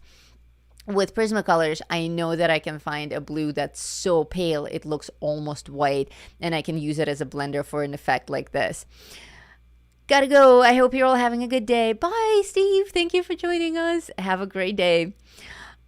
So now I'm just working mainly with my purple and my little blenders to go all around the sphere. Notice that my hand is actually following the curve of the sphere. I'm not coloring across. I'm not coloring up and down. I'm not coloring in tiny little circles. I'm adding the little artifacts, and then of course when I have the curves, my hand actually follows the curve of the sphere. These kinds of effects are really tricky to make, especially if you don't have a reference image to work from. I'm eyeballing this. I'm just making it up based on how I imagine a crystal ball would look like in this situation. But I usually talk people out of doing something like that. I would rather you guys find an actual reference image and work from that, because it's very hard to determine where these highlights need to go. So now I'm coming in with my white, my Prismacolor white. Oh, thank you so much. Sleepy Cat says it's so magical looking, right? Crystal balls are kind of naturally really magical looking, but it's adding this white that's really doing all the magic here. It's kind of amazing. And Prismacolor white, like I mentioned earlier, is my absolute favorite white pencil from any brand. Like, no matter what brand you work with, even if you've never tried Prismacolors, or if you have no interest in spending all that money on a full Prismacolor set, get the Prismacolor white pencils, because they're life-changing. Just being able to add these highlights to the areas that you left blank, or even to the areas that you already colored. That's why white pencils are so cool. White Prismacolor pencils are so cool. It's because you can go over the areas that have already been colored with other colors, and still, like right now, that little highlight that I added it over the purple, but it looks white.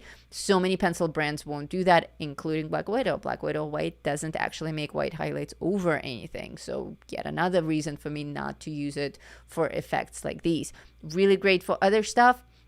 But that's another thing that we talked about just now, is you end up with lots of tools in your studio. Some are perfect for some things and others are perfect for other things. But very rarely will you find that one pencil brand or one paint brand that will just take care of all of your penciling or painting needs. You know, you have to have many tools. All right, I think you guys are having a lot of fun with the Princess Bride references. I also like the Derwent drawing Chinese white. I've heard that. I've never seen that one. You've never seen The Princess Bride. The Princess Bride is a classic. If you guys have not watched The Princess Bride, you should watch it. It's quite a treat. This I've heard about actually during my last gemstones class. Somebody brought up this exact tool and said that was excellent. Was it you? It might have been you. And said that it was excellent for these white highlights. I myself have not tried it yet, So I can't say if it's better than Prismacolor or not, but Prismacolor I do stand by. I can vouch for it. Heather and I did. Okay. Yes, yes, David. I remember you saying that. Okay, so now it's 3 people who have vouched for that specific tool. So I will. That's that. Now it's interesting. Now I might actually check it out. It's different. I know you mentioned that it's not like a pure white highlight. It's more like a diffused highlight, I believe. And here I am back with my little nail polish thingy. And I'm adding like little glitter effects, little reflections, because as I'm letting the glitter rain down the screen, that's the mood that I want to set here. It's very dreamy. This is the ballroom scene from the Labyrinth. As anyone who has seen the movie knows, that it's a very dreamy, very romantic scene, and very much like a fairy tale. So there's a lot of glitter, there's a lot of sparkle, and it's a fantasy. So absolutely lots of little white highlights, as many as your crystal ball can spare. It's very opaque and the lead is thick. I love it. Yes, Indica Montoya. You killed my father. Prepare to die. Hello, Maureen. Welcome to the show. We just finished this amazing, beautiful, magical crystal ball, and we are moving on to other cool things here. Actually, the piece is almost done. I only have the owl to complete and a few decorative pieces around it. But we've been here for quite a while, chatting about movies, chatting about my broken toes. I just ran over my toe with my chair, and it hurts like heck. Again.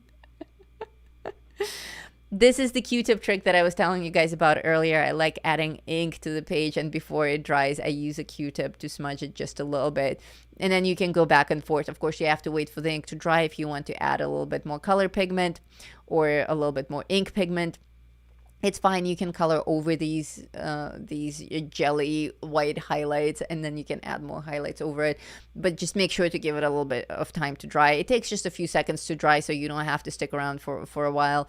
That was my beef with some of the gel pens that I've been working with. Some of them just take so long to dry that it's really easy to smudge the stuff that you've applied to the page as you continue to draw a color. Not this stuff. It dries so quickly. I can continue working on this page, and even if I drag my hand on the page, I'm not gonna hurt it. I'll watch the rerun for sure. I hope you do. We've been having a lot of fun, and there's some really cool effects in here. But don't go yet. Join us for the rest of the live stream, and then do rewatch it on your own time. And if you guys have any technical questions for me while this is happening, please don't hesitate to ask. That's why we're here.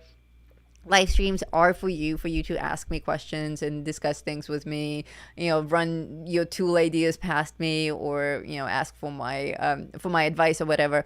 Don't hesitate at all. Do you have a story for the drawing? This is The Labyrinth. Do you know the movie The Labyrinth?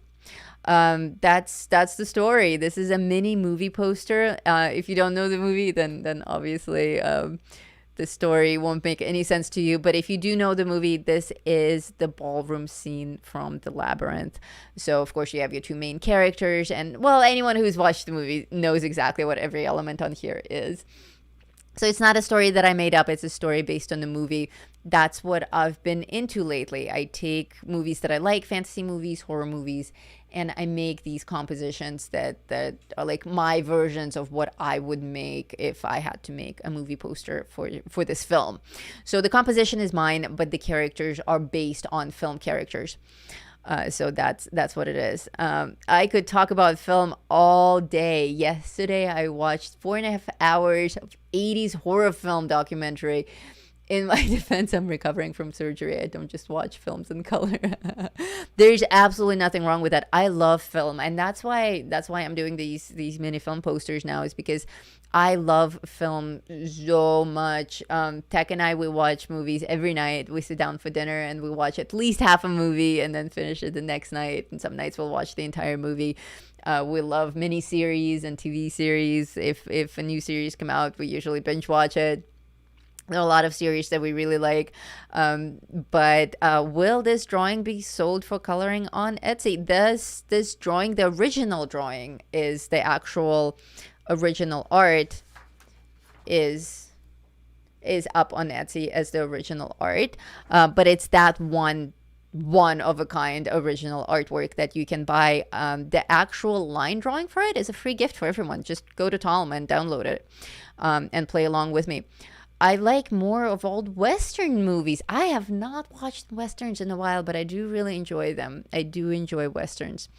I have trouble with pencil blendings. I've tried wax and oil based, so it must be my technique. Maybe. Definitely hang out in Talm, and a lot of people will give you a lot of really cool tips. Also, if you take any one of my actual paid courses, not just YouTube stuff that I do, I teach blending technique and shading technique in all of my courses, regardless of what it is. I do skin tone coloring. We have a gemstone class. We have a crystals class. We have a class on metals. Of course, like these are multi-class adventures. So if you are serious about learning, the link to the Art Academy also pops up in the live chat all the time. The link to my Art Academy is also in the video description. And of course, if you just go to Tom, click on courses, and you can see what else is up there, what you can take and what you can learn. But when I teach professionally, not just, you know, color and chats hangout time, I do go really in depth into actual technique. So do check that out. It's absolutely possible to fine-tune your technique so that you don't have blending trouble. I would go with probably the color theory course as your first one if you're new to this. Oh, cool. Thank you. It's not actually a coloring page. This is... And what I'm showing you guys right now isn't even a color along. I see that a lot of new people are coming in and are talking about all the stuff that we already covered in the beginning of the show. This is neither a color along nor a coloring page. This is something that I did as just a fun art piece. This is what I do for myself on my own free time. And I posted it on TikTok as a 30-second video, and it went completely insane. People loved it and shared it. It got a ton of shares and like thousands and thousands of views and lots of comments. So I thought if people on TikTok loved it, perhaps my YouTube crowd will like to see the behind the scenes of like the full recording of it. So this isn't me teaching any particular technique. This is just us hanging out and watching me do what I do on my own free time. But I thought, since I'm showing you guys what I do on this, I might as well turn it into a line art drawing for you as well. So before the live stream, I traced my own work and made it into a line art colorable drawing for you guys, which is up in Tom. So if you want to play with it as well, you can print it out. It's not specifically designed to be a coloring page, but it's colorable. You can apply these same techniques to it. You can practice your pen and ink drawing. You can practice your watercolor coloring. You can practice your colored pencil blending or whatever you want. You can just color it with markers. Go crazy. So that's up there for you, definitely. I mostly like to doodle. We need a course on basic technique. Yes. That's actually going to be my next course, is going to be on basic technique and introduction to drawing. So that's been a long time coming. As soon as I finish the live gemstones course, the next material that I'm putting together is just starting from scratch, beginner technique, how much pressure to apply and all of that, how to mix pigments, how to create gradients, how to shade, how to crosshatch, and all of that. I struggle with blending, and it's literally about building up light layers and being patient. Well, some pencil brands are not designed for building up light layers. That may be part of your problem. If you go through my YouTube channel and my recent video uploads, I have a few pencil brand reviews. And some of them are very good for light layers over darker layers, and some of them, they just don't do it. With some of them, you specifically have to go from lighter to darker, and that's quite a different approach. So if you don't have the tools that match your coloring style, you're probably struggling unnecessarily. So definitely, do some research on what different pencil brands do and match it against what you need them to do and what you want them to do. For instance, Castle Arts, as beautiful as they are, they do not do light over dark. Even their instruction manual says start with light layers and keep adding your darker colors and building them up for that strength of pigment and for that beautiful blending, but you can't reverse it. With Prismacolor, you can go either way. One of the main reasons that I keep working with Prismacolors these days is because I can go both ways. And as a painter, I am by my trade, I'm an oil painter. I'm a classical oil painter.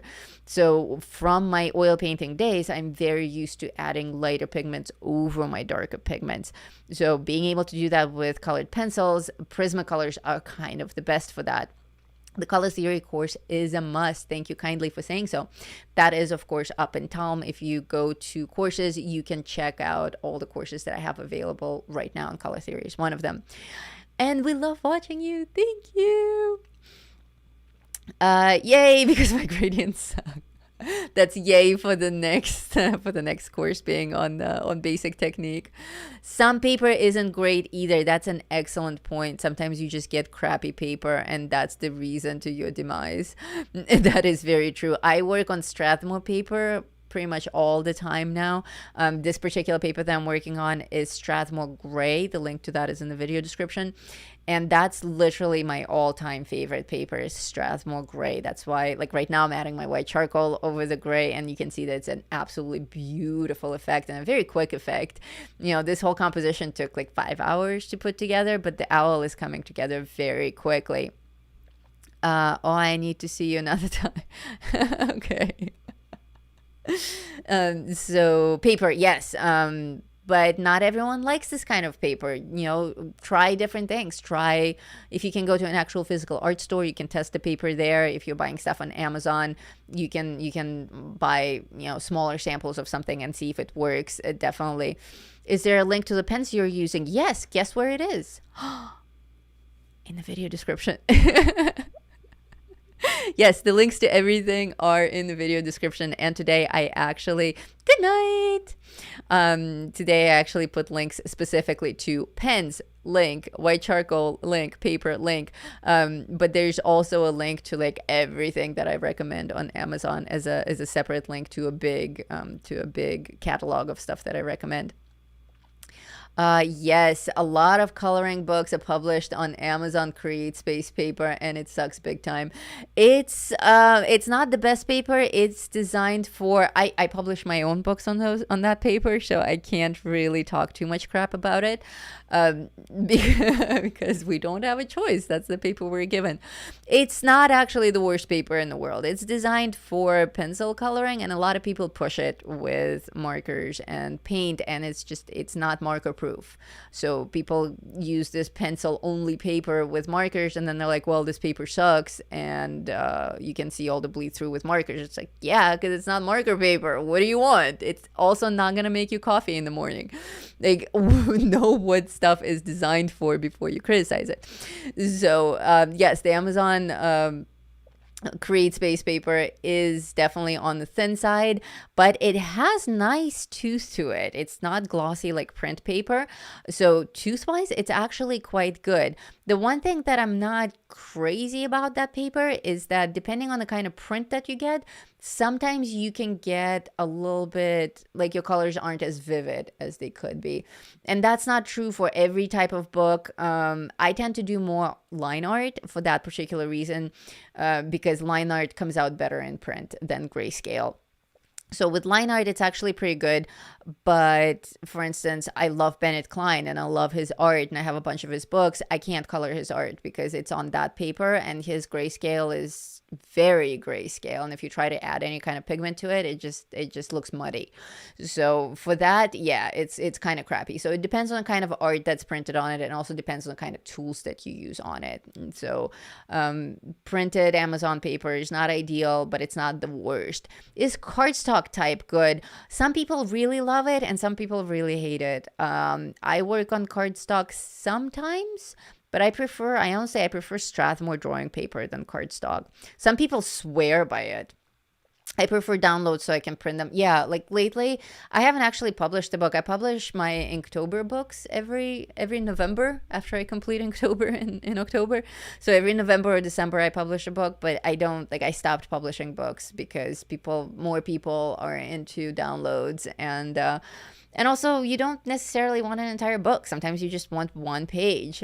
So I offer a lot of free pages in my community. I put a lot of pages on Etsy. I often do sets. In the beginning of the show, I showed a a new mini book that I just put on Etsy, and I think we have a whole new crowd now in the show watching. So I'm gonna demonstrate it again. This is called Anatomy of Healing. These are my printable, colorable pages that I just uploaded on Etsy as a mini book. Why a mini book and not a set or a book? Because it is 6 pages. 6 pages is too big for a set and too little for a full book.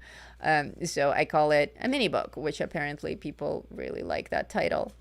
So it's stuff like that. And it's, of course, inspired by injuries and healing, and also emotional healing after the pandemic and all of that stuff.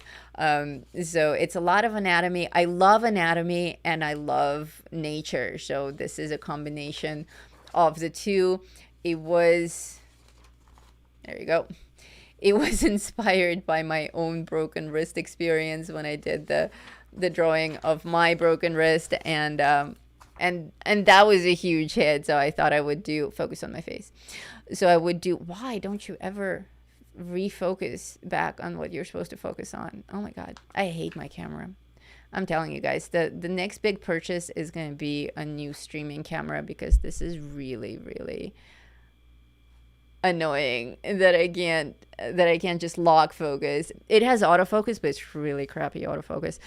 So the link to that mini book is somewhere in the video description. If you just go to my Etsy channel, which is probably linked in the description as well, it's one of the most recent uploads. So if you guys like PDF downloads, and if you like this kind of stuff that's really intricate and detailed, and both on the positive and healing side, but also a little bit on the creepy side, then you will like my new book, Anatomy of Healing. So that's something new and exciting that's happening. I find watercolor a bit too toothy for pencils. Yes, watercolor paper is way too toothy for colored pencils. I never use it. Never. Markers, occasionally I will use it for markers, especially like Copic markers. But never for coloring. It's way too toothy for small scale drawing with a pencil. It's too much. This stuff that I'm drawing on right now is 80-pound gray Strathmore. Again, link in the video description. And I swear by this stuff. It's amazing. Most of my art club members love it as well. This, and also the tan version of Strathmore. There's also the third kind that I've been using recently, and that's the Strathmore Cream. Now, that's very different because it's actually smooth. So it's more like cardstock. It's very smooth. It's not so smooth that it's shiny. It's not like photo paper, but it's very, very smooth, and it's a little bit off-white. I like it for hyperrealism, but that's the only thing that I use it for. I find it a little bit tricky to work with. It's not my absolute favorite paper. I do like it a lot. I use it a lot for gemstones these days when I'm teaching my gemstones course. But for portraits, like I did the portrait of Hermione on it, and I found it a little bit too glossy, a little bit too smooth for the blending that I needed to do on the face. When it's so smooth, you can see all the little pencil scratches, and it's just a little bit too much, more than I like. But again, everyone's style is so different. Everyone's hand is so different that you can't just say these things as universal statements. This is the best paper for pencil. No, it's the best pencil for you with your pencils, for your particular style. And as you can see, your moods will change as well. For instance, I used to work with only Black Widow pencils, and now I barely touch them at all. And not because, they've fallen from grace or anything like that. It's just that I'm doing much cooler stuff with Prismacolor pencils and with polychromos. So you can go through these mood swings as well. You'll find paper that speaks to you today, and the next month you'll be onto something new, and you'll crave something different. I was doing a lot of work on gray paper for the longest time. Now I'm doing more stuff on cream, except for, these movie posters still are classically, traditionally on gray, just because I want that contrast between gray and white. But yeah, these things change. There is a certain range of where you want to stay. And for color pencil work, if you're doing like professional level coloring, then I would stay in a very short window between 60 and 80 pounds. I wouldn't even go up to 100. I would actually just stick to 80. It's a very short window. But in the 80-pound range, 60 is fine. 60 is just usually thinner paper. But 60 to 80 is fine. Find the tooth that you like. That's the weight, but find the tooth that you like. Some people like toothier paper. Some people like really smooth paper. And there's no right and wrong. The watercolor paper is definitely way too toothy. Yes, you can draw on it. Yes, you can color on it.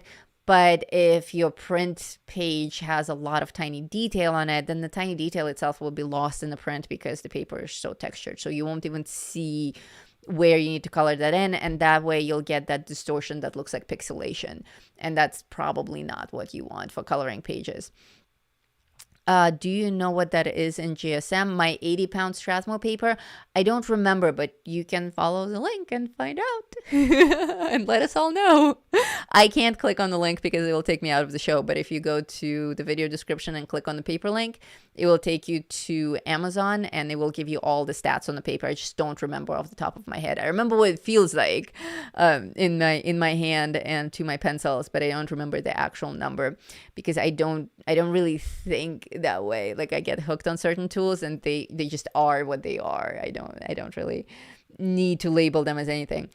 So please, if you can follow that link, let us know what the GSM on that is. That would be very cool. Let's see how our poll is doing. We have new people rolling in. Do you guys know that we have a poll in the live chat? This is a very simple one. We're talking about movies all day today. So there's a very simple question asking fantasy or horror. That's it. A fantasy or horror. And so far, 84% of our audience, 44 people voted. 84% of 44 people voted for fantasy and only 16 for horror. I'm actually surprised by that. Apparently it's 216. Thank you so much for looking that up for me. That was really cool. Someone else says 118. This was so helpful. Thank you. You are most welcome. I'm glad that you guys are having a good time. It's funny that there's a contradiction in the GSM stats. Somewhere between 118 and 216. Oh, so the poll. I was genuinely surprised at the low number of horror fans in this chat. I thought more of you were on the dark and spooky side than on the fantasy romantic side, but I was wrong. There are a lot of fantasy fans here. I'm sure that among the fantasy fans, there are also the dark fantasy fans. But, when we talk about horror, when we're talking about like blood and gore and heads rolling off and chainsaws and all that stuff. So definitely more people are into fantasy, which is cool. Fantasy is a more sophisticated art form, and certainly there are a lot more fantasy films, I think, for me to choose from for these movie posters than just horror films. But I myself love both. I love both horror films and fantasy films, and if there's horror fantasy, then that's even better. Or dark fantasy. I am more likely to watch horror, but more likely to color fantasy. That's an interesting distinction. Very interesting distinction. That's probably why the poll is so heavily on the fantasy side, because you're all thinking in terms of art and coloring. This is the link to the original art that you're seeing on the screen, and of course that link will also take you just to my Etsy shop if you guys are looking to browse my other stuff, my original art or my colorable art. Give me gore and scares. Nice. There's definitely a happy place in my heart a special place in my heart for blood and gore. It's not a film, but Game of Thrones would be the perfect marriage of fantasy and horror. Yes, I am a huge fan. I binge watched the whole thing several times. And that's also something that because it's such a huge universe, it would be difficult for me to come up with just one poster idea for it. It would probably have to be by house. Like I could do a Lannister house or a Targaryen house. I would probably do it that way rather than seasons or places, because it's such a huge universe. I would just never run out of stuff. I have trouble with backgrounds on your new work. I'm working on the hand bridal flowers and I'm stuck. I need help on the background. I honestly don't do backgrounds. The way that I designed this stuff, like something like this, it doesn't really need a background. It's just an image floating in space. Like I myself, trying to work that focus thing out again. I myself don't do backgrounds like you can see on the screen right now. Like that's my art style. I place characters and compositions on the page. I don't ever really envision that anyone will color the full background edge to edge because that's not the kind of art that I make. So I'm totally cool if you just leave the background blank and focus on the characters. Strathmore 400 series tone paper, 80 pounds, 118. Yes, that's the one.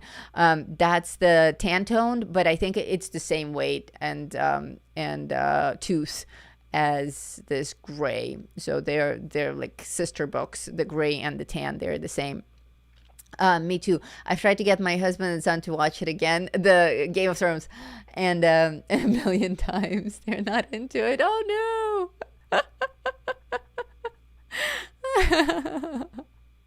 So yeah, not a background gal at all. I have a few pages, like occasionally, depending on what I'm working on, especially if it's for a theme or for an event or for a particular type of a book. I've done things that are in frames that are border to border full page things, but there are a few. If you look at the broad spectrum of my work, and there are hundreds of pages, thousands of my pages out there at this point, and probably 80% of them don't have backgrounds because that's just not how I see the world, and that's not how I draw, as is evident by what you're seeing on the screen. Like I like illustrations that are just hovering in space. So do with it as you wish. If you want to just paint the whole background black, that's perfectly fine. I've watched Game of Thrones 4 times, and I keep my HBO subscription just for it. That is a hardcore designated fan. Start with the red weddings. Yeah. That is messed up. That's a messed up thing to suggest. Whatever you do, do not start at the red wedding. Or else you will never get past it. It's not very kid friendly. No, it's not very kid friendly. Although kids are very, very creepy these days and very mature. When Squid Game was out, do you guys know Squid Game? That was a mini series that's kind of like the Hunger Games, but a lot bloodier. And red light, green light, you know, the whole thing. I was Tech and I did Squid Game costumes for Halloween last year, and we went. It's a really bloody show, and it's a really psychologically disturbing show where people have to choose to live or die or let other people live. So there's a lot of like intense stuff happening there. But it's a gore fest. You know, it's like Asian horror. So it was really popular show. So Tech and I dressed up as characters from Squid Game. He was one of the guys in the mask, one of the guards, and I was one of the players. I was player 67 in the tracksuit, and we went out like walking around Vegas like that. And you know, we stopped at a supermarket to get some things before we went out to the strip. And we ran into a bunch of kids, like little kids, like barely higher than my knee kids. And they're like, Squid Game, red light, green light. Oh my God, Squid Game. Can I take a picture with you? We were horrified. We're like, you should not know what Squid Game is. And like they're with their parents. And we're like, you shouldn't let them watch that. And they're like, yeah, whatever. They watch whatever they want. So... I don't know about that one. If you like Squid Game, try Alice in Borderland, also on Netflix. I will look that up. That sounds amazing. Alice in Wonderland. Why didn't we think of that? That's a great movie poster. My son is 16, never been one to screen his TV. Well, 16 is big. The kids that I'm talking about are like little children that should be playing jump rope and not watching murder game shows. Kids is scary now. When I was young, I couldn't have stomped. I could have stomped. Not stomped, stomached these shows. Okay. Yeah, I couldn't have stomached these shows. I agree. When I was a kid, I wasn't allowed to watch stuff like that. When I was a kid, I watched Nightmare on Elm Street, and it gave me nightmares for like months to come. Now, of course, I love Nightmare on Elm Street, but back in the day, it like really got to me. I had to sleep with a nightlight for a while. Dragons. I wasn't allowed to watch Michael Jackson's Thriller when I was a kid. I had to hide it. I had to secretly record it on VHS and hide the tape so that I could watch it alone. And of course, if you watch it now, it's completely ridiculous and not at all scary. But yeah, stuff like Squid Game would not fly in my house when I was a kid. Is there a difference between General's White compressed charcoal and Conte White? I don't think so. I think they're the same stuff. In fact, yeah, they're the same stuff. I usually go with General's, but pretty much if it's called white charcoal, every brand is going to carry the same stuff. They don't actually differ in quality or anything like that. So I had to sneak in Thriller too. Right? Do you remember those days when you're like, I have to hide it from my mom? Oh my god, it's hilarious. And it's funny because she let me watch all the other MJ videos. Like I had a whole collection. I would stay up and like wait for MTV releases of his new music videos, but like the Thriller was off limits. Hey everyone, sorry I'm late. Well, welcome to the party. We are almost done.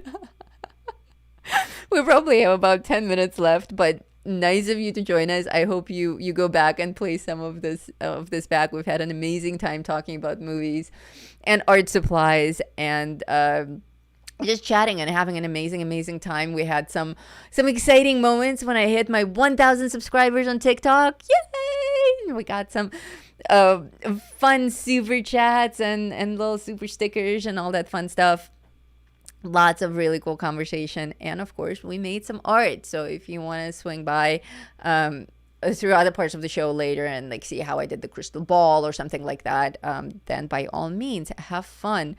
And now Sweet Home is my squeak. I don't know Sweet Home. I don't know that either. But like I said, Tech and I, we love movies. We're huge movie freaks. Night of the Living Dead scared me. Oh my god, yeah, I remember watching that. Night of the Living Dead was like my transition from being scared of horror films to being fascinated with them. I think the Night of the Living Dead, not Nightmare of the Living Dead. Night of the Living Dead was that movie. It's the movie that got me like excited about horror films later, rather than spooked by them. It was a big moment in my life. No, Freddy Krueger kind of messed me up, but Night of the Living Dead with all the creepy crawly hand and everything, I was like, whoa! It was very cool. Ah, nice. I love Korean horror films. I love them. They're so good. How about The Witcher? The Witcher is kind of a sensitive topic here.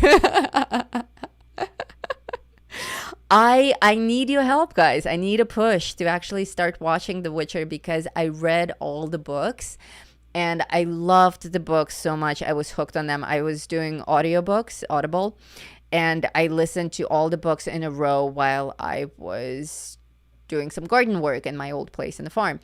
So it was just such an amazing experience listening to all those books and being in that universe. And I got very close with all the characters and I loved the grand finale. And I was just like, I was talking to myself out loud as I was listening to the books, and they were just fantastic, amazing. I would listen to all of them again. But then I saw that they came out with The Witcher as a series, and I'm convinced that they messed it up. I'm convinced that it's not going to be as good as the books. It's going to be cheesy and way too sexy and romantic in a way that it wasn't intended to be. And I'm just afraid that it's gonna be cheesy is what I'm afraid of, and then my whole glorified look and vision of The Witcher is gonna be ruined. All right, good night.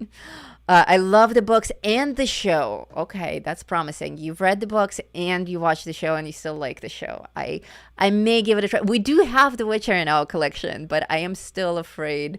I'm still afraid of starting it. We watch movies together, Tech and I, so we would have to go on this journey together. And he's up for it because he hasn't read the books, and he's like, the series looks interesting, looks fun.